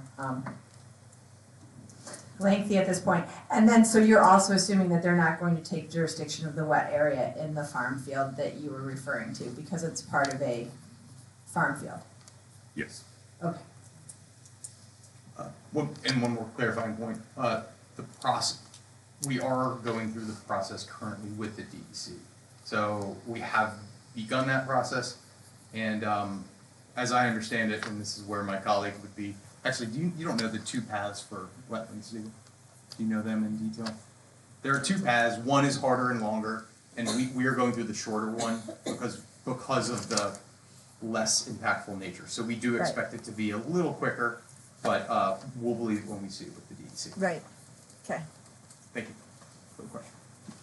I had a question on your interconnection with, can you explain that, so the whole board knows? Yep. So, again, starting in the northern site, looking on South Gravel Road, there are three existing three-phase electricity lines there. Those are the typical electricity poles we're all used to seeing. They're the smaller distribution level lines. Both of these projects will be connected to those lines. We are familiar with those lines, and there's been a couple things that we've done with National Grid over the last 4 months. We submitted our interconnection applications, I want to say in the fall last year, late summer, fall. It takes National Grid some time to do their analysis and provide a report. We asked them a few questions on the report for both of these projects. So each project gets its own report, and National Grid had to revise their report. So the revised report is underway. We expect it to be ready in actually a couple business days before the next meeting. So we'll have the detailed interconnection results. Our estimation is that there will be 5 megawatts of AC capacity available to 4326 South Gravel, and roughly 4 megawatts AC capacity to 4364 South Gravel. So we're expecting about 9 megawatts. Could be a little bit plus or minus, but that, and even that, if that varies a little bit, the viability of the projects are still fine. And those capacities and the way that process works is once the National Grid folks come back with the finalized report, and again, we got a report and it's now being revised. So once they give us the finalized report, we have a certain amount of time to place a sizable deposit into the National Grid system that holds our position in the queue and allows them to start the procurement of all the electrical equipment that's necessary to do the upgrades to handle the project. We actually, in the preliminary report, we do not actually even need to upgrade those lines themselves. We just have to put the typical protective system. So we don't even expect those three-phase existing lines to necessarily have to be replaced or improved at all. They are adequate as is. There will be some improvements to some of the sensing equipment that's up there, and those costs can be sizable, and so we'll know when National Grid sharpens their pencil exactly what they'll require us. We, as the interconnecting customer for these projects, we pay all of those fees. So National Grid does not pay any upgrades on our behalf at all. So just to clarify that, so we will pay all those fees to allow us to safely interconnect and operate for 25 plus years. So Does that? Yeah. Yeah, that was my question. 2 questions. Can the grid handle that, and does that max out our part of the grid? And 2, you guys pay for our engineering check of? I'm gonna cover that. Okay, all right. So yes, this feeder, we just refer to them as feeders, electrical feeders. This feeder, if you were to zoom out, kind of looks like the water line picture that we were kind of talking about earlier tonight. It's a spider web, and at the middle of that spider web is a substation. That substation only has so much capacity for solar projects. These are the last 2 spots in that queue. So there is no more generation, there's no more space in the queue for any other projects. And so I hope that answers your question. In the whole town, or? In anything touching that Shelby substation. And substations, the further you go out, the harder it is to actually connect, because upgrading lines is very expensive. So ostensibly, everything feeds through that substation. That substation has so much electrical capacity. And these 2 projects fill that capacity up completely. Will this, I have no idea, that's why I'm gonna ask this, may be dumb. Will this limit any additional housing in the area? Nope. So it's all about which way the electricity is flowing. So in this case, we're adding electricity to the grid. And so it effectively doesn't change at all what National grid can do with respect to interconnecting other customers in the future. So it has really no bearing on, new businesses coming into town, et cetera. The only thing that I would just mention again is kind of what happens to the electricity is that it generally will go to residential users below median income. So will there be a benefit that residential users see on their electric bills? This has changed over the last few months. You'd have to go through the National Grid program for heating and energy assistance if you're below median income, and I just jotted them down before we got up here. Single household, 38,000. Family of 4 would be 78,000. So if you're below those amounts, I wouldn't hesitate to just jump online and apply. It's my understanding that National Grid kind of can do what they want with the electricity as far as there are other solar projects that will push their electricity into this program. So it's hard for me to sit here and say, these projects will generate electricity that will go directly because it's in National Grid's hands, but the state has made sure that this program actually flows into National Grid and then goes to lower income folks that qualify for assistance. And it kind of takes the middlemen out of it, if you will. So it's a little more efficient.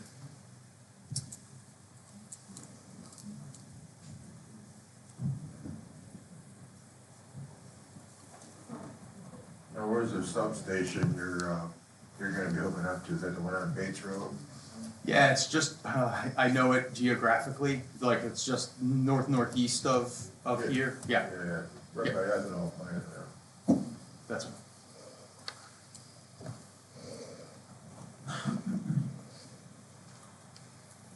Are there any other towns like Ridgeway, have access to that also, that substation, or they said, because they got quite a few small solar places over there, projects?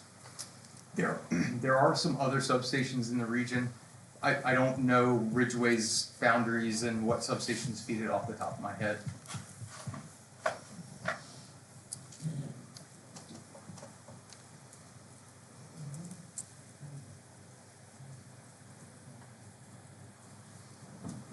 Anything else, Ed? No. Linda? Steve? No. Yeah. What happens after 25 years to the panels? So 25 years is your typical life for one of these projects. There are a couple things that can happen. One is the project continues on and just operates the way it has been. Two is it can be decommissioned and removed. The decommissioning and removal process is actually really an important part of this puzzle with respect to permitting. So when we permit, we think of, we keep the end in mind, right? Which is to say, we've submitted what's a decommissioning estimate. So it's an third separate engineering estimate that approximates how much it will cost to do what I just said, which is remove the system completely.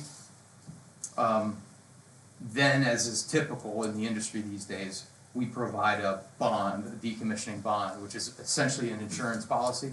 So it doesn't matter who owns that project, what company, there's always an insurance policy that the town holds, where if the applicant goes beyond their permitted allowances, or it gets old and abandoned, the town is always protected, and for that matter, the landowners too.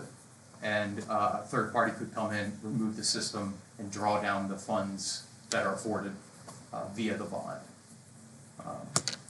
Those funds fixed, or from the beginning of the project, and they prorated as time goes Yes, on? but they escalate. Yeah, typically they're escalated and checked in on just to make sure they're adjusted for things like inflation.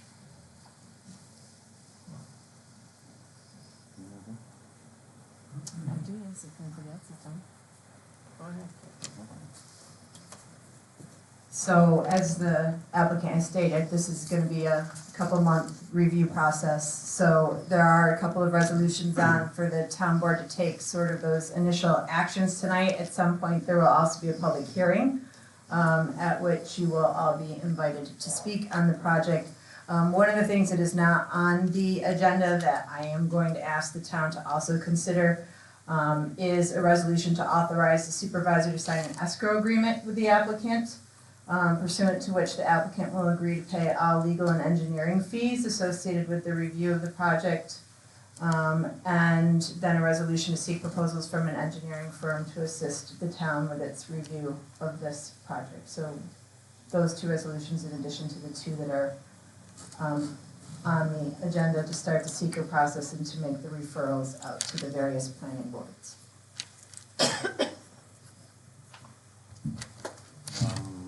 Kirk or Dan, you got any questions for these guys over there? Okay. You got Ed, Linda, these guys good? Jeff? I'm good. You good, guys? I'm good. I'm good.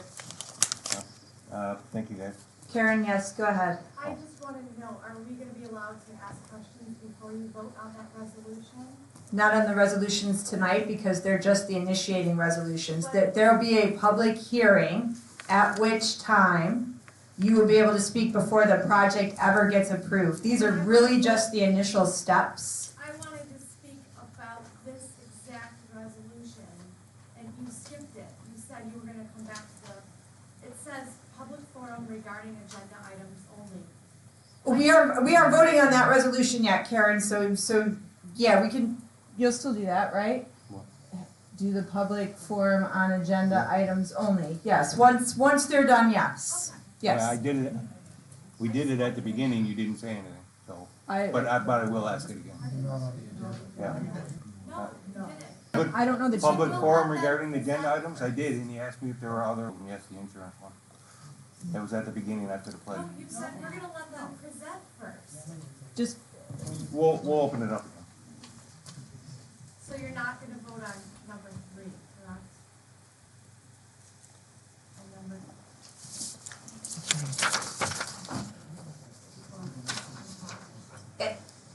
yes, the board will be voting on 1, 2, 3, and 4.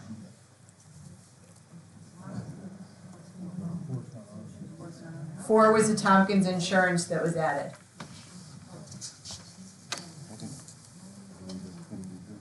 All right, are you guys all set? Okay. Thank you. Okay, thank you guys. Just, so I would do, right, public forum and agenda items only.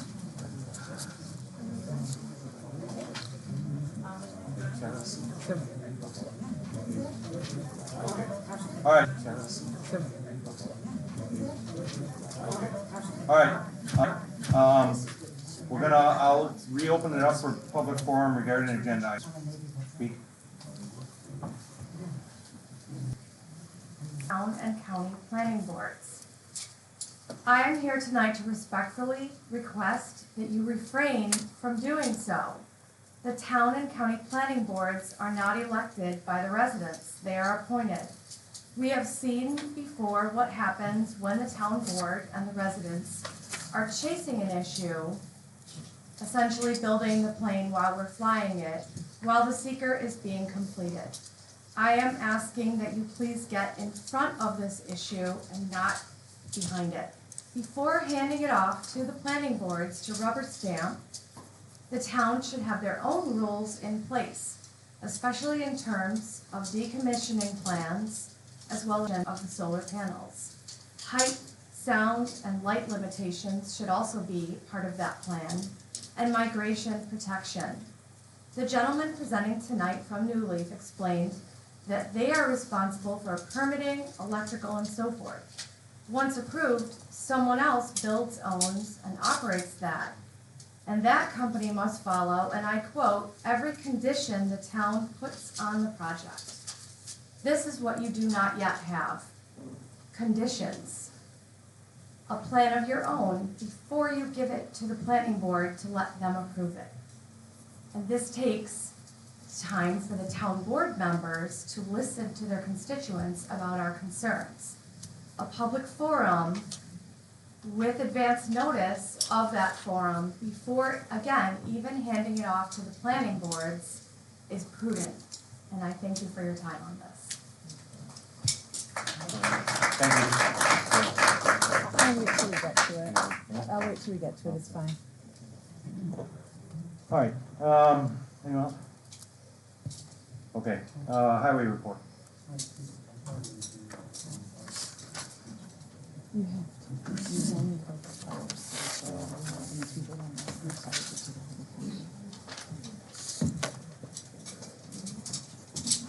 We don't need this anymore, right? We're good?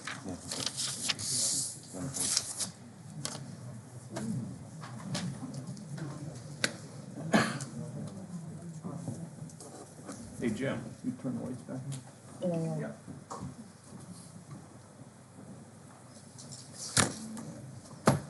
Good evening. Mother Nature just won't give it up yet. Hopefully this was her last hurrah. We'll start out with, we've been fixing and sealing water vaults, filling in road edges and radiuses from plowing. Went through the town once with cold patch, swept the intersections, was able to get County Hot Box and a man to help us go through the town, laying hot mix down and roll on several bad areas. There's probably more to do yet. Thank you to the county DPW. We brought the equipment home from Ridgeway's storage barn. We're making equipment repairs. Picked up plow marker stakes. Remove and return snow fence to the DOT state. Thank you to Mike Zelani for allowing us to place on his property as a test for future placement of fencing. Remove the trees in Furnace Parkway and the median. Remove the stumps, and we are redressing the area. Cemetery cleanup. Have been able to screen a lot of millings for future paving next month. Jeremy has been able to replace lighting here in the courtroom to the LED bulbs and cleaning lights along the way. Good job. We all went to Dig Safe School. More training for us on Thursday. The men have been out cleaning down trees by the road edge, more yet to accomplish. Water reads, along with the re-reads and PPM checks, which has resulted with minimum flushing. Jason took a little bit of my thunder away, but you got the gist of the water usage and the flow testing. Secondly, at the last meeting, there were questions about my using millings on the road edges. They work just fine. It would be best if we could get it done earlier in the year, but it didn't happen. We have cleaned up the few affected yards. By this fall, they will have time to harden from the summer sun. A remark was made about my working on West Ave extension, giving validity to tiling personal property. Well, there's a big difference. West Avenue was experiencing severe flooding, property damage to many homes and apartments, with flooded septic systems. Raw sewage was entering into the basements of 3 homes and 2 lower apartments. Not once, but 3 times. The health department and soil and water were involved. Excuse me. Someone had filled the ditch in with pallets. Weeds and grass grew through them, obstructing their presence, so someone could get to Family Dollar. To remedy this from happening again, Soil and Water designed a new approach. With the consent of a homeowner and Family Dollar to cross their property, we were able to redress the ditch, build a new one to receive the natural flow, and receive any water in the yards of the affected homes and apartments. Be it known that the DI that was installed before on the extension was set too high to receive the water flow, hence the installation of a new culvert pipe across the road, as designed by Soil and Water. In the end, no further flooding or potential health issues from raw sewage flooding has occurred since. Also, the flooding conditions those 3 times produce street flooding causing traffic hazards to the general public. I hope this explains the difference. To finish up, dug a few graves and stacked the e-waste. Thank you. Thanks, Dale. Yep. Judy, assessor's report.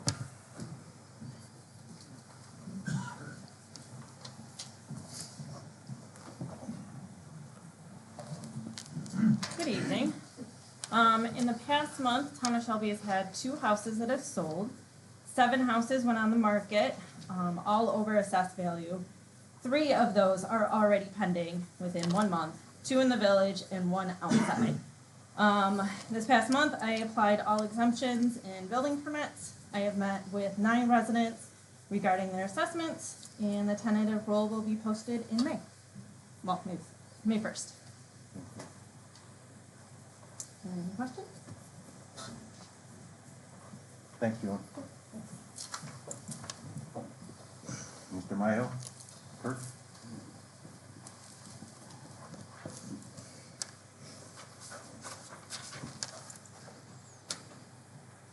At our last meeting, You gotta turn it on. I'll just leave it on. Don't shut it off. At our last meeting, we did a preliminary review of the solar farm proposed by Greenleaf. That's all we did, it was just a review of the plans, the prints, no decisions were made. Next, I informed the board that the state is gonna be putting on a 4-hour training in June at the Hall Library. I kinda had a busy day today and forgot to bring more information on that. But it will be in June, it's either the 16th or 17th at the Hall Library. And last, I got a notice from the county that last year's reclaiming of used paint that was held last year went over very well, and they will be doing it again this year. I do have a flyer for that, again, I forgot it, so bring it with me. I will bring it in. We have it posted in the front. Okay, Darlene's got it posted, so if anybody wants to see it, it's posted there. Also, it will be put on the hub and in the penny saver. And I think it's gonna be, don't quote me, it's gonna be here in the dining room, we're gonna do it. Website too. We'll put it on the website. On your website? Okay. All right, that's it. Thank you, Kurt.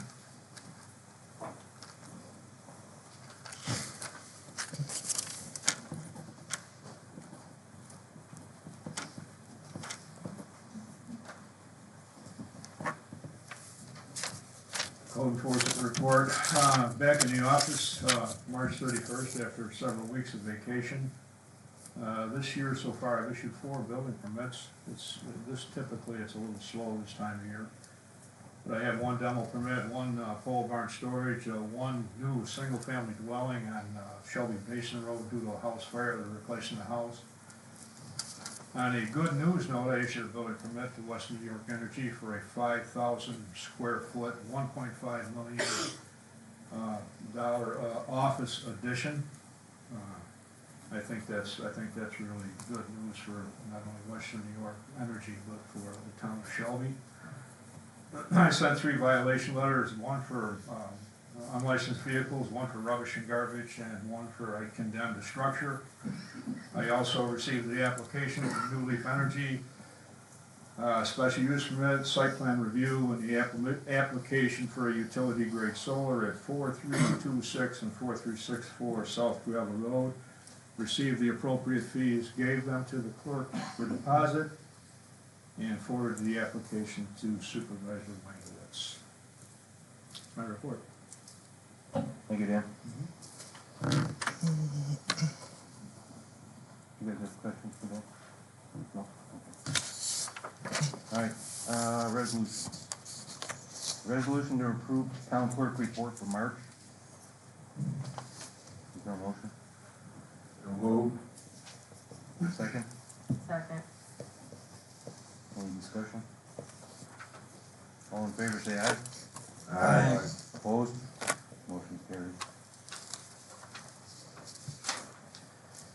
Resolution to approve town board meeting minutes for March 11th. Your motion, Oh, second. Second. Any discussion? Yeah, I have one change that needs to be made. There was a vote. I don't see a resolution listed on here, but it was a vote to increase the secretary hours to up to 30. There were 2 nay votes on that. Ed Zelini and myself, and they're on the minutes as being yes votes. Pam put us down as yes, and it was supposed to be no. Okay, I'll have her change that.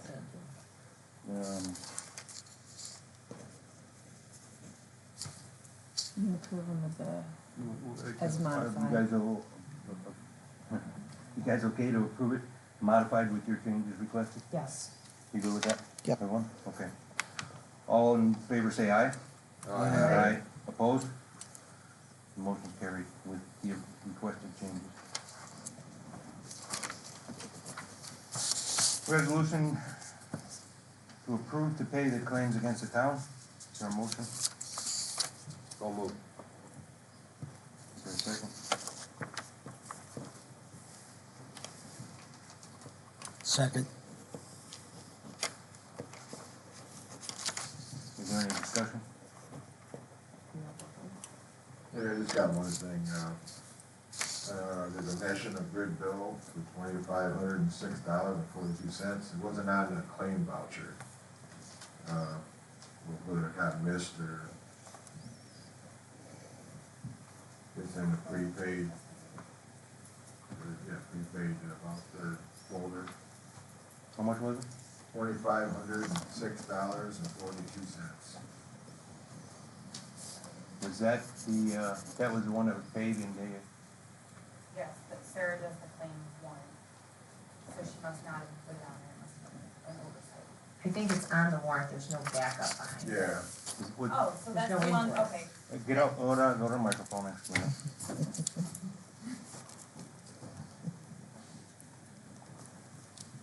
The one that's not in there, she was supposed to take that off the claim warrant, that was actually paid in December's, board meeting. And it was mistakenly put on this one, that's why. So I think you wanna check and make sure that that is not getting cut in the check. Yes, It's not part of yes. the check. Thank you. That's all I have. Periodically over the last couple months, I see mailboxes. Dale, roughly how many mailboxes do we replace each year? I'm assuming they're from winter. Hard to tell. 10 or 200? Wouldn't be 200, but it could be up to 20. There was also a color printer purchased, but there's no detail on there. Was that that's mine. A color printer? Is it that big printer you have, a color?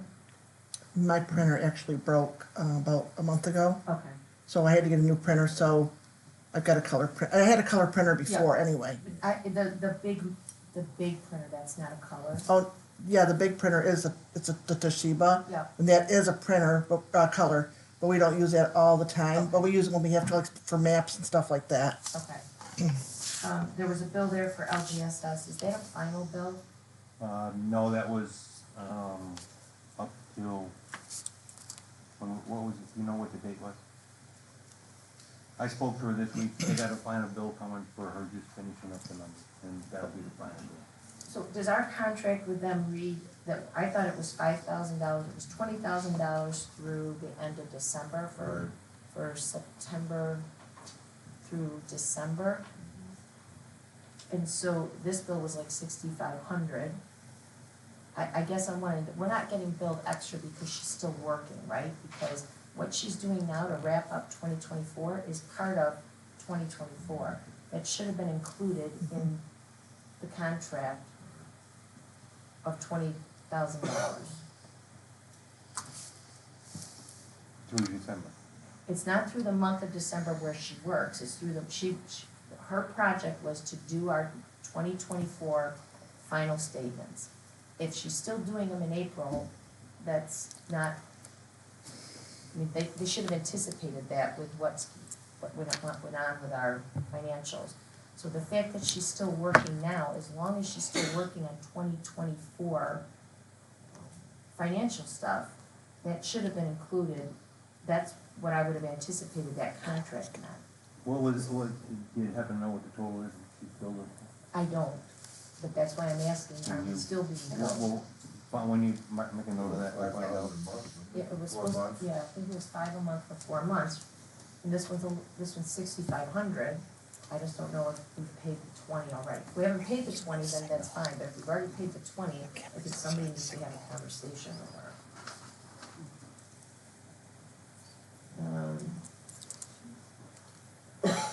There's a Ridgeway water bill there, which looks like it's for Shelby Lane over on the other side of the golf course.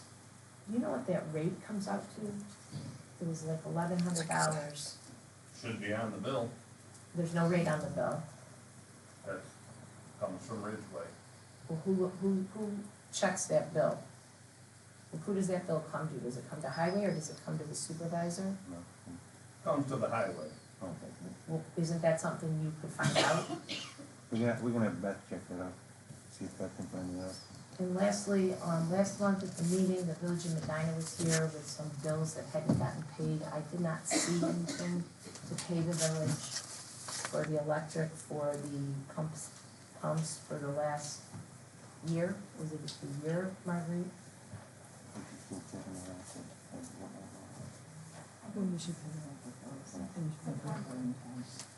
What happened with those, Cassie? We didn't, were those processed this month, the electric bill? No, we got one before, but Sarah was already done working, we had already made the transfer. So it's in queue for next month? Okay. Well, didn't they hand us bills at the meeting? Yes, but they sent us updated invoices after that. To include the ones that we've, yes. Yep. Okay. So we have a total, rather than partitioning out 2 and 2, we can pay them all at once. And can you tell me roughly how much that is? I don't have the numbers on the top of my head, I can send those.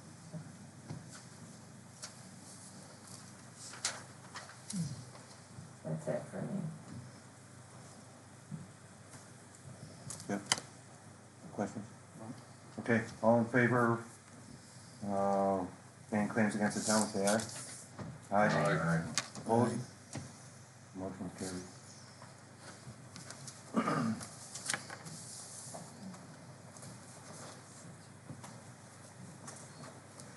Okay, Councilman Schifrin's Lane did an audit of the court records, records found in good standing order.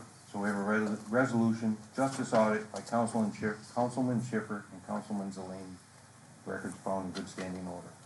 Is there a motion? So moved. Second. Any discussion? All in favor, say aye. Scott, can he do that? He was one of the auditors, Schiffer. I'll second. Okay. Okay, Linda,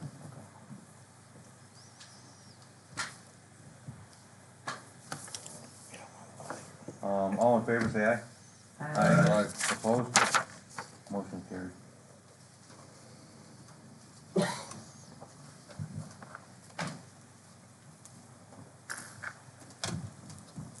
Okay, resolution. Can I speak first? So I'm just gonna briefly talk about the approval process. So this is gonna be, and Kirk, feel free to help me. So this will be governed by section 787 of the town zoning code. And 787 D1 requires a special permit by the town board based on the processing criteria that are set forth in that section, and also site plan approval by the planning board. Section 787F requires referral of the application to the town planning board. General Municipal Law, Section 239M requires referral to the county planning board. And then Section 787H, subsection 9 will require a public hearing. So all of the actions that this board is being asked to take tonight are the very first preliminary steps that are required to get the ball rolling in terms of the review process for this application. None of the steps that the board is taking tonight is any sort of final determination or any sort of acceptance or any sort of approval at all whatsoever. It is to send these refer these applications out. You're gonna send out a lead agency notice based on the seeker. You're gonna ask for comments back from interested and involved agencies that I imagine are going to include the DEC, the DOT, anybody else that we're gonna forward this seeker notice to, and then you're also gonna forward it to your town planning board and ask them to give you comments and feedback, and you're gonna send it to the county planning board and ask them to give you comments and feedback. So then you're gonna take all of that information, right, and it would be available to everybody in the public as well when it comes in, right, and that is going to be considered, you know, in connection with your very thorough review of this project. So anything you're doing tonight is very preliminary, it's nothing final, it's not an approval, it's a step that's required as part of the process to get it rolling. So I would just ask, based on what Karen said, is there any, I think the concern is, if I understand, which I would feel the same, are we saying that the planning board needs to have our codes in place before we put the, because if we send this in and then Your something. code's in place, and your code says what you're supposed to look at and the findings that you're supposed to make. That's all adopted in the zoning code. It's very lengthy, I don't know how many pages, but. But for the I'm gonna step back to the windmills for a minute. So because of what happened with the windmills, we decided we wanted to make a change to our zoning law. Did I say that correctly? Yeah, please.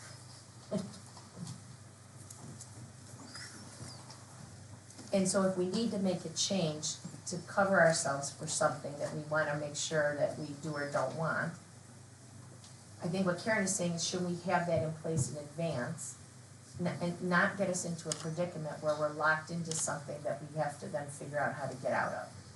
And I'm not saying good or bad in this instance, I'm just saying in general to have our I's dotted and our T's crossed in our zoning.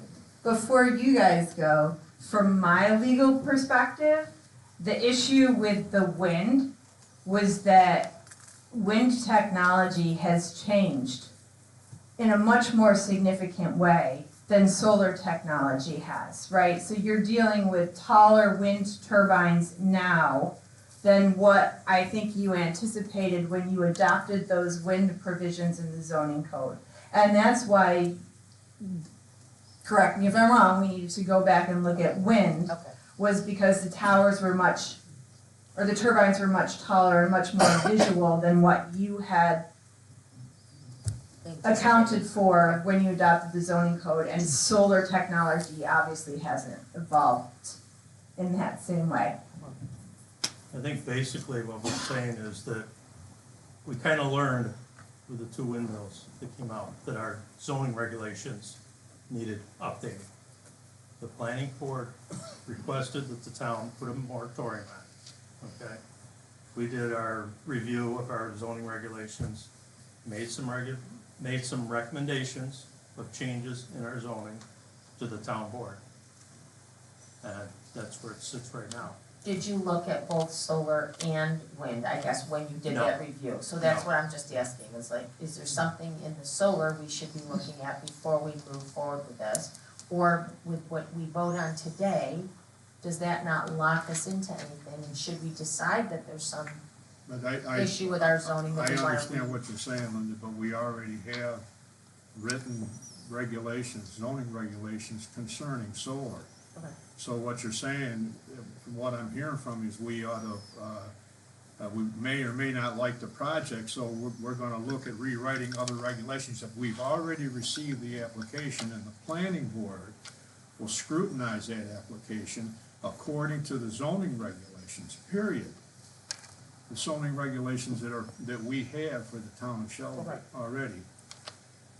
Yeah, I wanna be very clear, because I get misquoted a lot.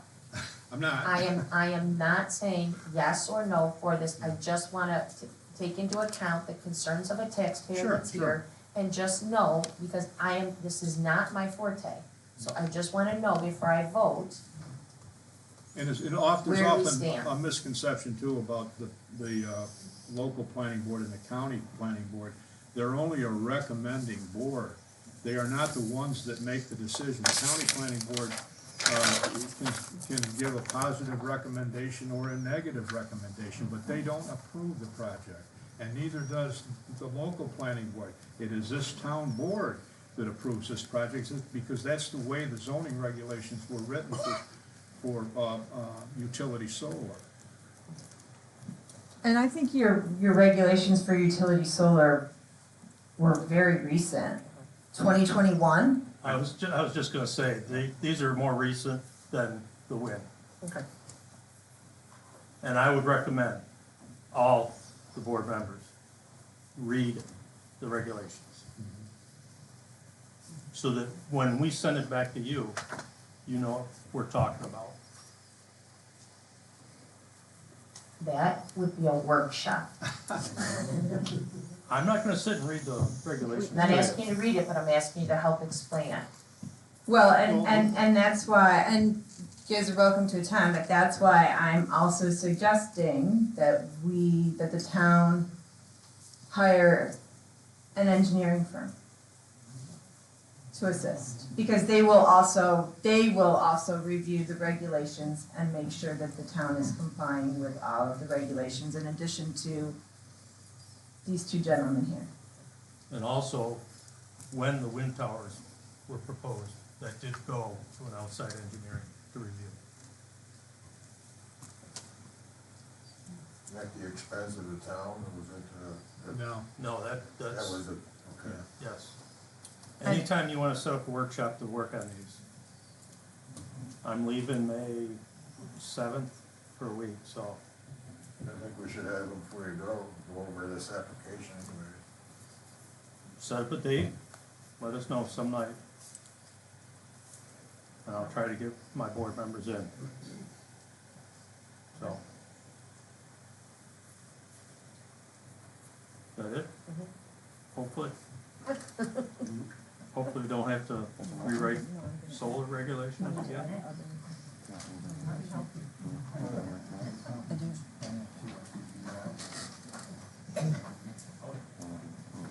So I'm gonna ask for the town to adopt a resolution to authorize the supervisor to sign an escrow agreement with New Leaf to cover engineering and legal fees associated with the review of the application.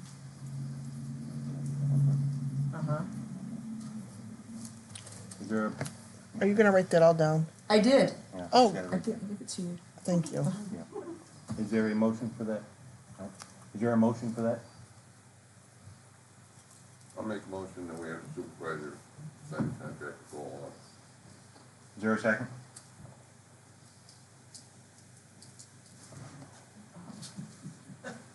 I'll second it. Is there a discussion? Well, I wanna hear what Jeff has to say about it. As it is right now, I'm voting no. Just because I see the concern of the people out there, I think we gotta do a lot more about this. Right, but don't you, Jeff, it's your prerogative, but this is a resolution that requires them to pay for engineering and legal so that you can do more and you don't have to pay for it. So they don't have to pay for it, New Leaf is gonna pay for it. Okay, I still vote no. Okay. So Jeff, would this because I feel like this is all new to me, the solar. Is there a way to sit down maybe and have a workshop where we discuss more and understand more what we're doing? Jeff? Or are you pretty set? I'm pretty set in what I'm thinking of this. Anything else? Okay, let's, we'll take a roll call vote. Schiffer? No. Sights? Yeah. Lemina? I'm gonna say yes. Celine? Yes. Wingwitz, yes. And everyone understands what that is. That's a resolution saying we're not paying for it, they're paying for it. Okay. So that motion's carried. You wanna do another one? Yep, and then a resolution to seek proposals from engineering firms to assist the town in connection with the review of the new leaf application. We can still, if that engineering firm comes back with something we don't like, we can still say no. You can always say no. Well, You can say no based on the criteria in your code. okay, You need an engineering firm. okay. You cannot do this without an engineering firm. I think nobody's talking about whether we have an engineering firm or not. I'm getting the impression that it's whether can we decline the application, I think is where Jeff may be going. That's the question. None of the steps you're taking tonight mean that you're going to ultimately approve this. They are steps in the process. Your code is clear that you have to follow the process, and at the end of the process you can approve. You can approve with conditions, or you can not approve. And the only way to not approve is if it violates one of our codes. Well, there's a lot in here that you get to look at. And you get to look at everything that's included in the New York State Environmental Quality Review Act, which is visual, which is traffic, which is wetlands, stormwater, noise, not that you have noise from solar, right? But there's a whole lot you guys get to look at, and you have a whole lot of discretion under seeker and your zoning. There's nothing that is requiring an approval. This is all just process.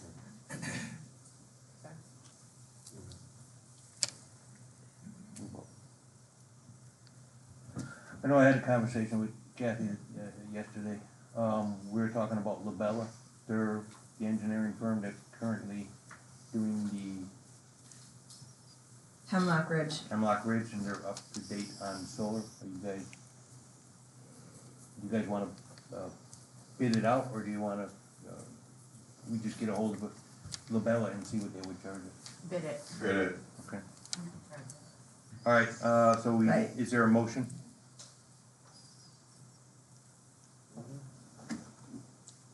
Go ahead. I'll make a motion that we get an engineering firm and we get bids on it so we can see where we're going. Is there a second? I'll second. Is there any discussion?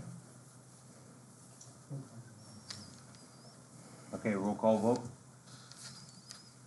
Mr. Schiffer, No. Mr. Syke, Yeah. Ms. Lehman, Yes. Mr. Delaney, Yes. Mr. Weinowitz votes yes. That's carried. There's only two yes. Yeah, so you can do things too. Okay, resolution to declare the town board the lead agency. Oh, I'm gonna modify that one. Okay. Stand by. So it'll be a resolution to declare that action is a type 1 action under seeker, which means that it's a large action, and there's a presumption that it is more likely to have a significant adverse environmental impact. That's just a presumption. But, so we're going to declare that it is a type 1 action for seeker purposes, and that the town board is declaring its intent to act as the lead agency for purposes of the seeker review for the new leaf energy application. I'll write it down. Okay, is You'll there a give it to me, motion? right? Yes. Thank you.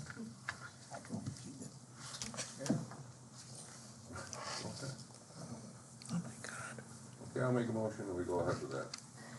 Accept the motion. Is there a second? I'll second. Got that, everything? I'm writing it down. I Oh, got you the, I got okay. the motions, I just don't have the resolution. The vote was Yes, Steve, Steve and then Linda. Yeah. I got that. Roll call vote. Mr. Schiffer, No. Mr. Syke, Yes. Ms. Lena, Yes. Mr. Zelini? Yes. I vote yes. Motion's carried. Any opposed? Oh, yeah, yeah. One opposed. You got that, Scott? Huh? Yeah. Okay.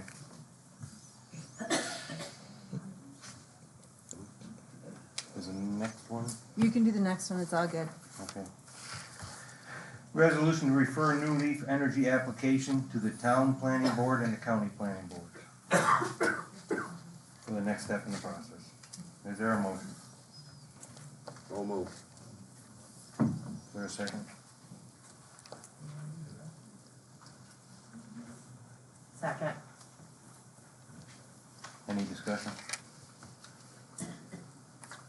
Yeah, I got a couple things. I think we need to have a workshop before we move forward. We go over this application. That's my opinion. Thank you.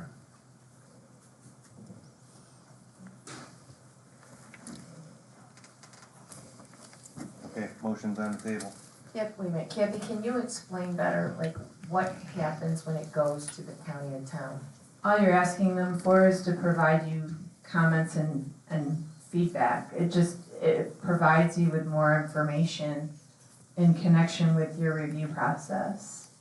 So this would not be in lieu of a workshop. I would still recommend a workshop. But if you don't refer it to them, technically they don't have it yet. So you can't even sit down and have a workshop with them because you haven't referred it to them to look at, in my legal opinion. Alright. Can I say something? Yes. You really want county already? See, that's what I'm talking about. I don't know why not. It's required under 239M. Nobody can do anything until they, don't you want their comments back as soon as possible?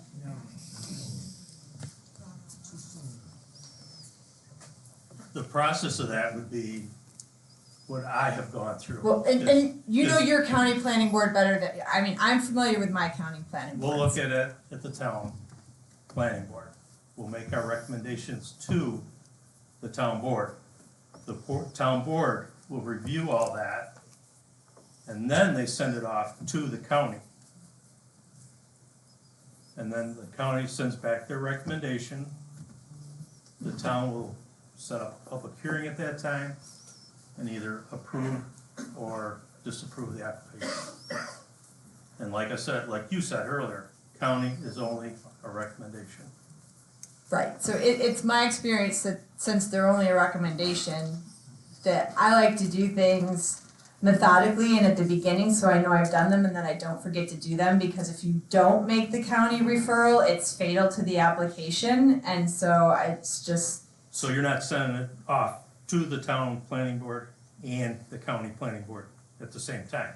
No, just the town. Before it goes off to the engineer to come back with their recommendations? I normally send and other towns and planning boards that I represent take the application as soon as they get it in from the applicant and ship it off to the county for county review and comment. Because it is just review and comment. That's right, but I think the county would like to see what the town's recommendations are. So if you think that, if that's what your county planning board prefers, then that's fine, that referral can wait, but somebody else better remember to make it. Yeah. I remember. Okay. Okay. No, because I remember on the, Yes, yeah. Yeah, they know. Yeah. They know that. okay, so, Mr. Seitz, Oh, yeah. modify that resolution to say, resolution to refer New Leaf Energy application to the town planning board. Are you good with that? Just make it Strike the county out. Yeah, I would withdraw that motion and have someone make a new motion. all right, withdraw that. I withdraw this Motion, okay. All right, new resolution. Resolution to refer New Leaf Energy application to the town planning board. So moved. I'll second.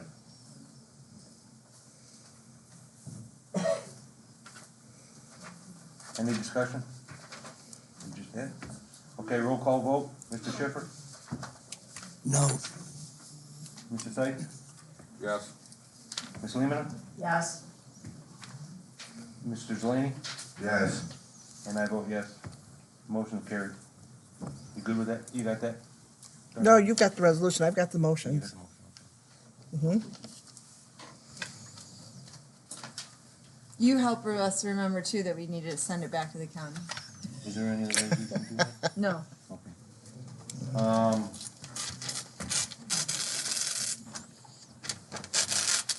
What was the next one? Oh. Resolution to accept the town insurance renewal quote. Is there a motion on that?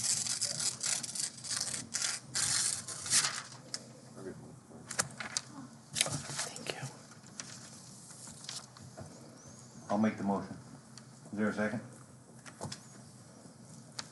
I'll second it. Okay, it's open for discussion.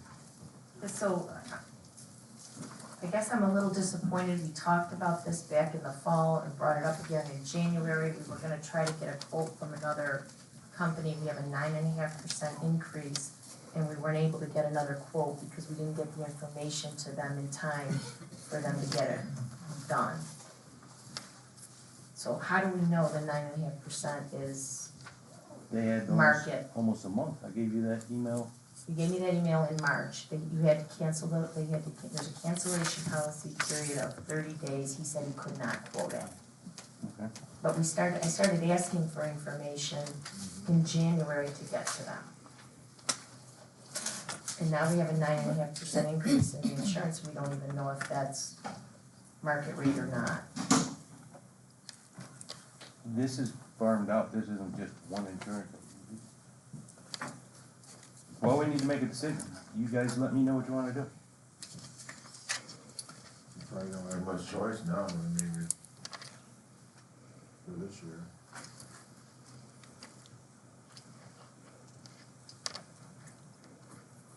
That's fine.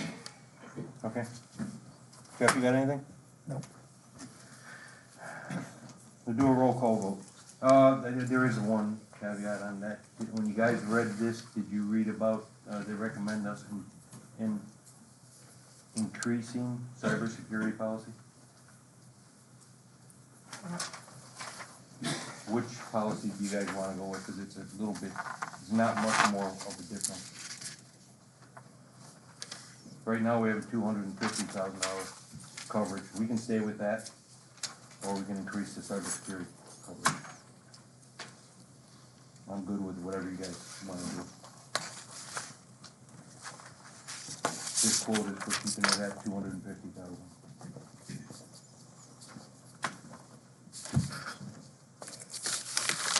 Thanks, Steve. I think we're okay where we are.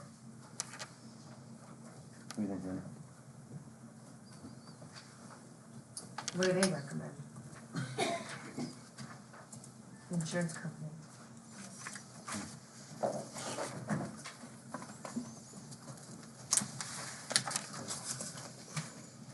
I think, I don't remember exactly. I thought she said we were okay, but we could go higher. She said we're okay, but she recommends getting a separate cybersecurity policy, which is tradition in most towns. And when CNHPC was going through cybersecurity policy, they also recommended getting a cybersecurity policy. That's separate from what we got here. Yes. Is that the 1670? I'm not sure. She didn't give me any numbers or anything like that. I was just in the meeting when they discussed it. But that would take, yeah, 1139 off of that. That would eliminate this one then, right? Yeah, Yes. the cyber with NYMER, yeah, that would Yep. eliminate that. And it would be a separate coverage, yeah. Yes. So what would that be?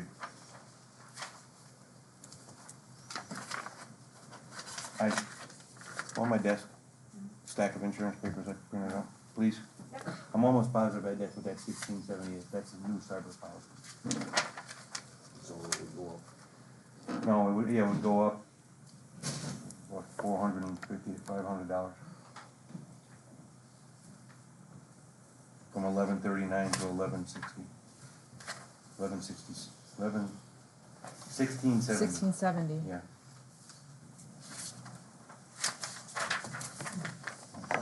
Did you write that? No. But from what I can tell on here, your current cyber, so cyber with NYMER, you're covered up to $250,000. Cyber with CFC, you're covered up to $1 million. Your average ransomware attacks are $450,000 is kind of, you know, what they say. So I think $1 million coverage is probably recommended. So if that's already in the policy, you're saying we don't need a separate policy? You don't have that. They're proposing that. So if you look at, so if you're looking at the first page, you see there's a premium analysis, right? Yeah. And they've got the cyber with NYMER renewal at $1,139. Or they have cyber with CFC would be $1,670. And then when you flip over to the next page, you'll see under general liability, the cyber liability and data response, you're covered up to $250,000. Oh, I see the. That's right, that's cyber with NYMER. Okay. Cyber with CFC is under that, because you'll see it's not listed for expiring, it's just listed as being new. That's the $1 million. Yep. So we got an estimate of a premium increase is like 500, you said?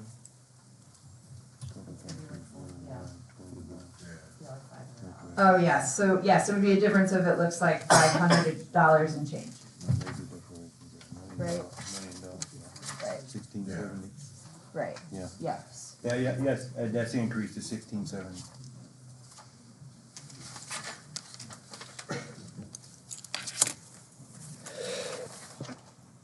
Okay, so do we have them take the cyber off and go with the separate cyber policy for the additional 1670? I say yes.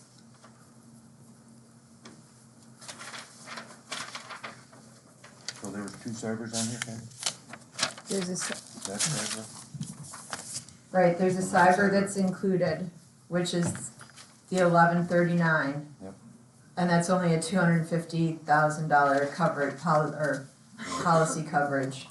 The cyber with CFC is $1 million in coverage For 500, roughly 500. for roughly $500 more.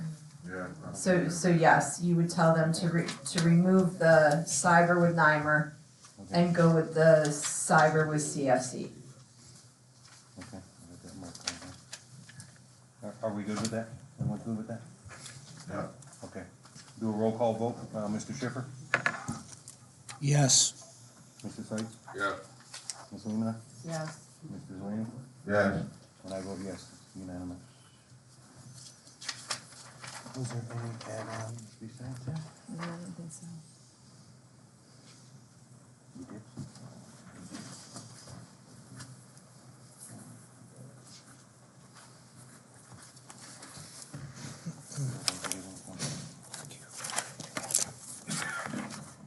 Okay, board comments, Mr. Schiffer. I have nothing. Mr. Seitz? Nothing. Ms. Lehman? Actually, I do. I want to ask the public to please bear with me for a minute.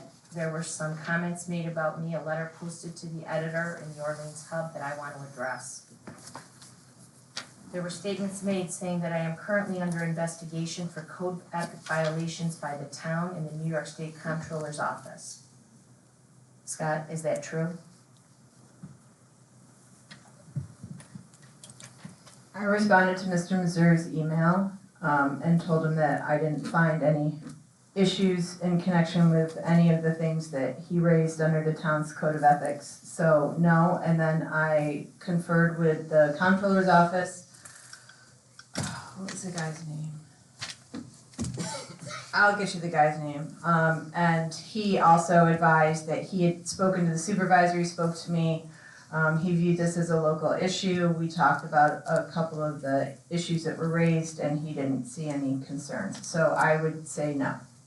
For the public's knowledge, the issue at hand is the fact that I voted on the 2025 budget for the town because I suggested moving the snow plowing outside of the village of Medina just to the outside town. Mr. Mazur found that to be a code of ethics violation because I benefited from that action. If that were true, that would mean the other 4 board members up here would also have benefited by leaving that charge within the village of Medina and to the whole town. So that's the question at hand for that. Linda, I'm sorry, I just want to interrupt you quickly so I don't forget. So the town code of ethics actually has a section in it that says that the prohibition is inapplicable and that disclosure, recusal, and abstention is not required in connection with the adoption of the municipality's annual budget. Again, because all of the town board members stand to be impacted in some way by the annual budget. So if they couldn't vote on it, nobody would be able to vote on it. So it is specifically excluded from the town's code of ethics. You got ahead of me, Kathy, thank you. Section 7, A1, on the code of ethics. Secondly, there was a question about my education and my degree. I do hold a Bachelor's of Business Administration degree with a major in accounting from St. Bonaventure University. I meant to bring my transcript tonight for anybody that chooses to see it with that degree listed on it. So if anybody wants it and needs to see that to clarify, please let me know. I'm happy to bring it to the next meeting. Third, there was a claim made about me wasting thousands of dollars of taxpayer money on an investigation against me jeopardizing worker safety. I'd like to read you without giving the names of the people that filed the complaint against me. Without waiving any rights to file a formal grievance in this matter, we would like to file a formal complaint with respect to the event that happened on March 13th, 2024. While we were performing our work duties at a job site working on the Freeman Road water pit for pit maintenance, Councilperson Lehman came to the work site unannounced and was asking questions as to why we were there and what work was being performed while making us feel uneasy and interrogated with her line of questioning. The union seeks corrective action in regards to this incident involving Councilperson Lehman. Thank you for your attention. The second letter, I have to start in the middle because names are listed here. Three Shelby employees were working on a meter repair with another local town employees on the morning of March 13th, 2024. While doing the overwatch duties, I was approached by Linda Lemina. At the time, two other employees, Shelby employees, and a member of the other town were in the water vault. Ms. Lemina started questioning why we were in the vault and if this repair has anything to do with hooking up to Royalton, which was asked at least twice, during which time I am trying to do my duties and keep the safety of those in the vault my top priority. Ms. Lemina was distracting myself and another town member at a time when our attention was needed to be centered on our team members in the vault to ensure their safety. Her presence directly endangered the safety of my team in the vault. While trying to be polite, I became agitated and distracted, and with the distraction she created. I felt threatened by her interrogation, as I do not feel it is my place to answer her questions. They should have been directed to my supervisor. Thank you. There's also a letter here, what I don't want to read from the other town that also complained. Kathy, would you please tell the public here what was the outcome of that investigation?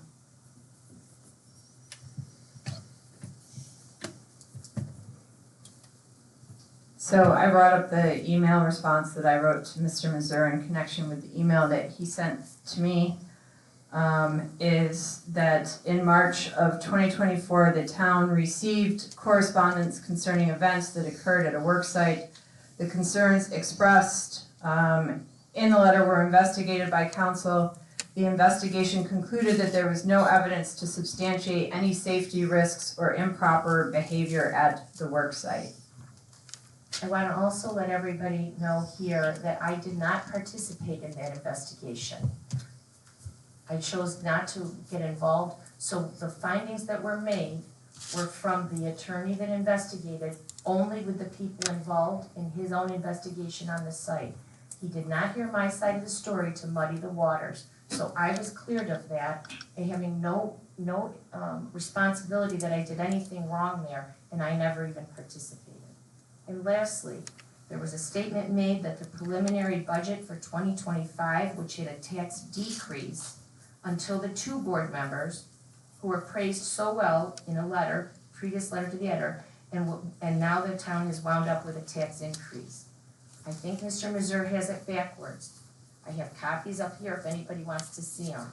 The initial budget that was put out by the supervisor, we agreed to as a preliminary budget during our workshops, had our budget down to $3.7 million with a tax rate of 408 to the out-of-town residents, which was a 27-cent decrease from the previous year. And the village residents, the town inside the village, we were gonna pay $239, which was an 18-cent increase, okay? The budget that got passed that night, and I tried to explain, I'm sorry, let me step back. That budget had the snow plowing for the town of Shelby moved only to the outside, okay? The village residents of Shelby would not have paid the snow plowing cost, yet your taxes were still going down. The total budget was $3.7 million. The budget that got adopted and was adopted by 3 board members, not Ed Zelini and myself, was put out at 4.037 million, so 4 million. It went up $300,000. The snow plowing was moved back to the town, to the whole town. So the snow plowing went back into the village, but the budget increased to $4 million, and your outside town tax rate went to 442. So Mr. Mazur is confused on who voted to increase your taxes. That was not Ed Zelini and myself. And I have copies of those up here if anybody wants to see them. And I just want to clarify for Mr. Mazur, who I'm surprised did not want to come tonight because he seemed to have a lot to say about me, but didn't seem to want to come here and ask me in person. This board is a 3-2 vote all the time, which is certainly the prerogative of this board. But to think that I personally have any control over how this board, what gets passed or not passed, he is sadly mistaken. Thank you.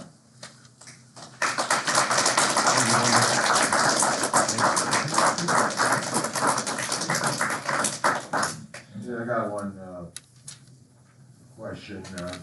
Was there ever a letter sent to Williamson Law regarding any refund at all or issued with them? Okay, I think I can answer that.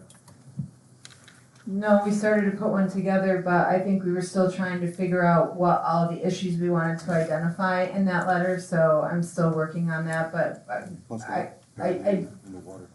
yes, but I do plan on putting something together to send. All right, thank you. And I will share it with the board before we do that.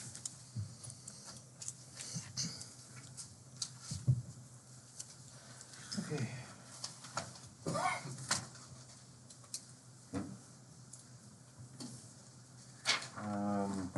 Public comments. Yannick Barada?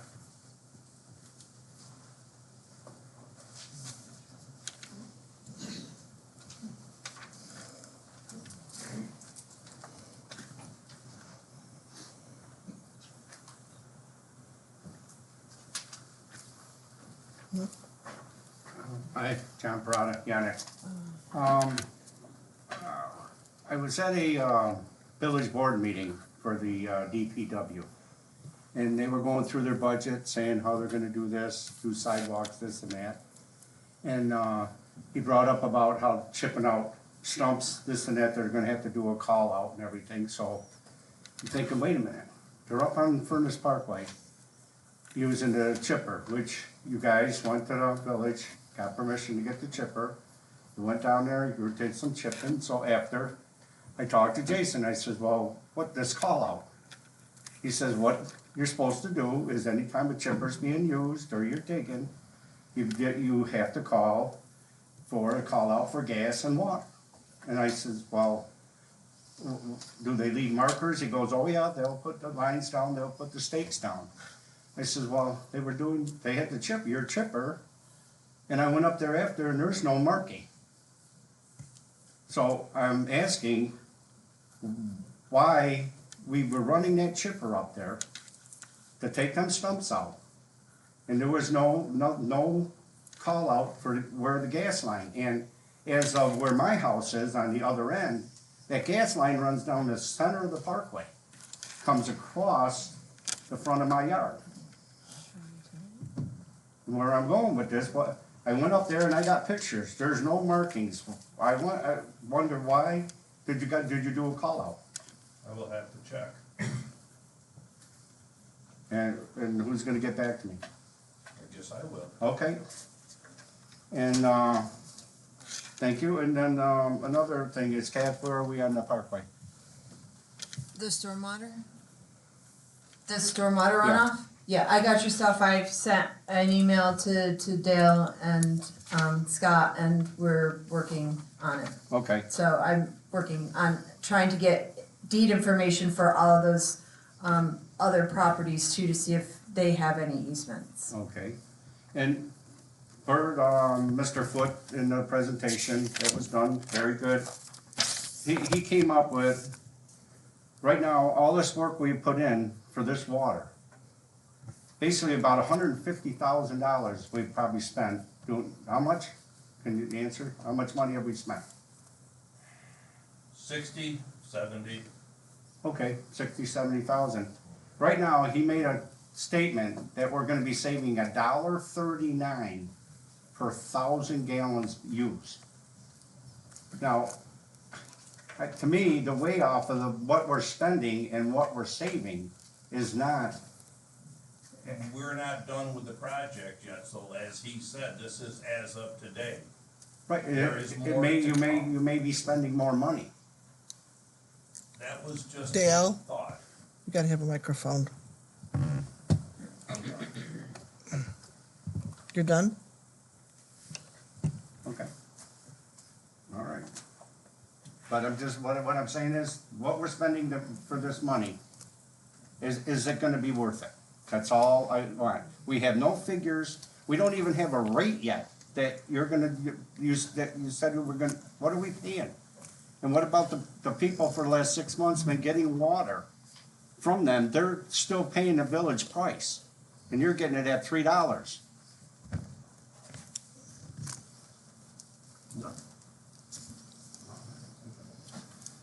We've only had this thing open for a little over 3 weeks, totally.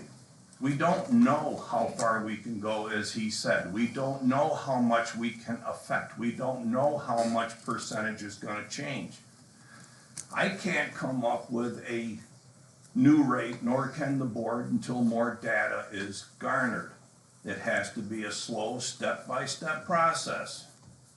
And in the wintertime, this is about the last time you wanna open up and close a bunch of valves.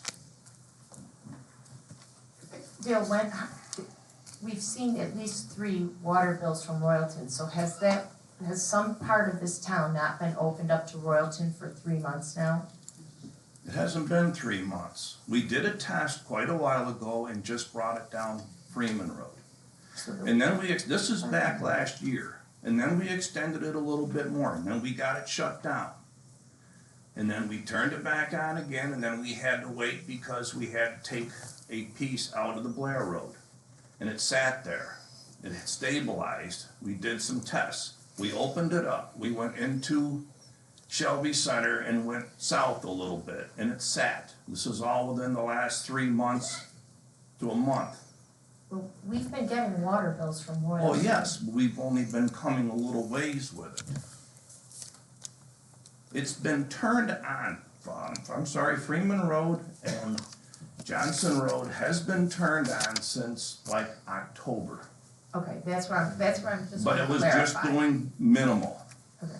Minimal meaning what though? What is minimal? Like a quarter of a mile or 5 miles or what's minimal? 3 roads? I mean, Saltworks Road, Johnson, Saltworks, Freeman was like the first.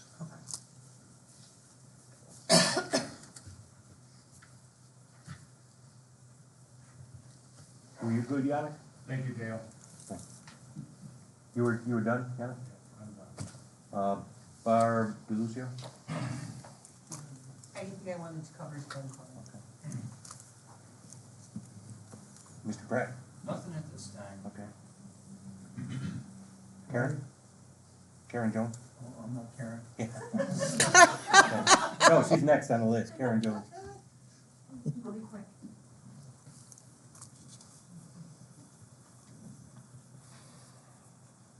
I saw in the Orleans Hub today that Mr. Root wrote a letter to the editor inviting all persons running in the Shelby Republican primary to participate in a May debate, which I think is a great idea. Debate is indeed a cornerstone of our democracy. I'm requesting that the town board sponsor a debate later on as well of all the eligible candidates running for town office in September or October of 2025, so the voters can get an accurate, thorough snapshot of their options. Such a debate could be in an impartial, large space such as the high school auditorium or a local church. A mediator for such a debate could be a local journalist or a civics teacher or a minister. Thank you for considering this request. Thank you, Karen.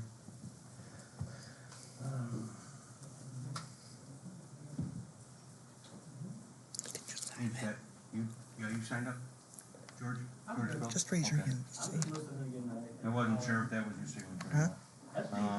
Sorry for a sloppy handwriting. Fire or water? Yeah.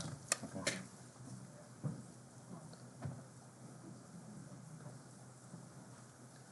Just ask. Just ask. Is any, we're gonna end this at 9 because we're done with everything, but has anyone got anything they wanna say about? Go to the mic.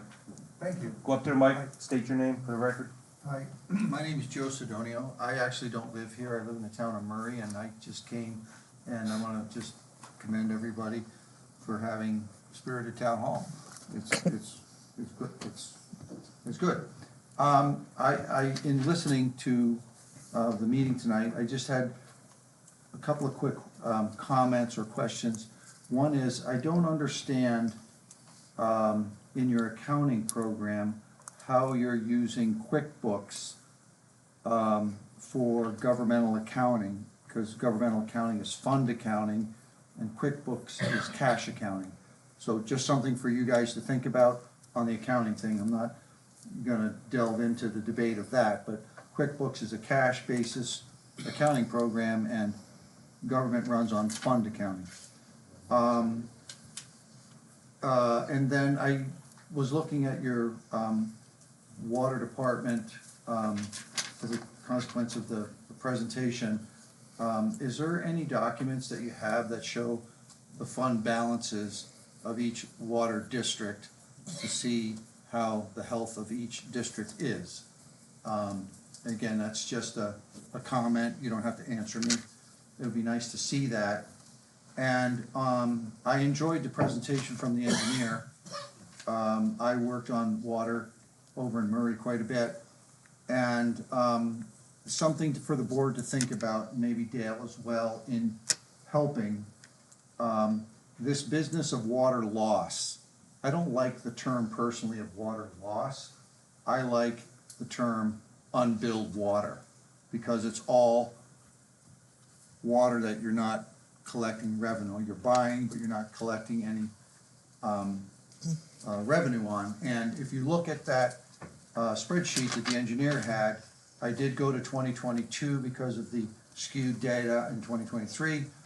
And if you look at the water sold versus the water purchased, those two lines, I would add into, you can subtract, basically, since you're buying all your water, you can just take your water purchased minus your water sold, but add in that flushed water into your water, unbilled water thing, because it's water loss, it's unbilled water, and that actually brings your unbilled water up to 30% instead of 27%, and it's costing you on the average, if you take that average blended rate, that's about $70,000 of unbilled water. That's a lot of unbilled water.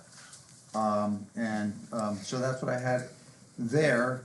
So QuickBooks and fund accounting, fund balances for the health of the water districts.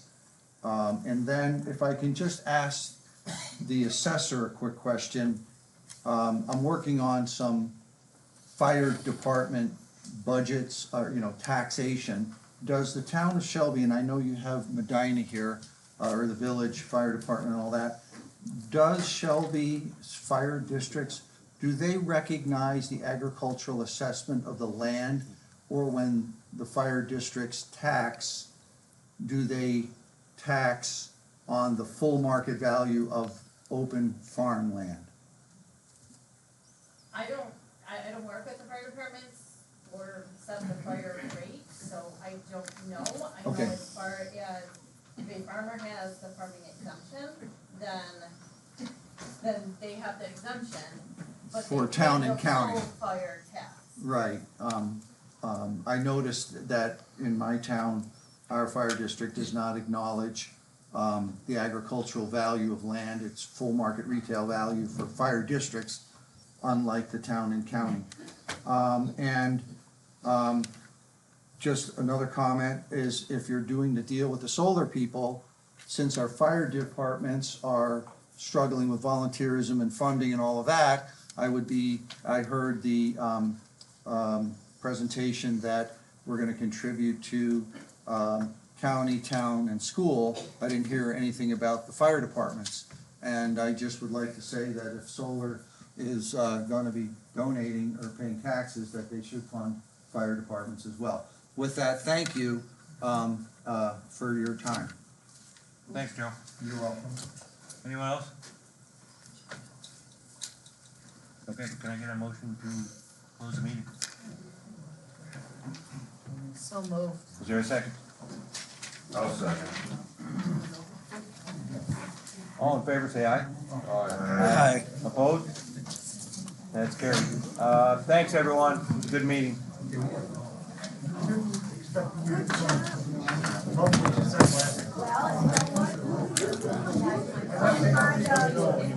Well, I know what you're saying, because when I put that, the last thing I had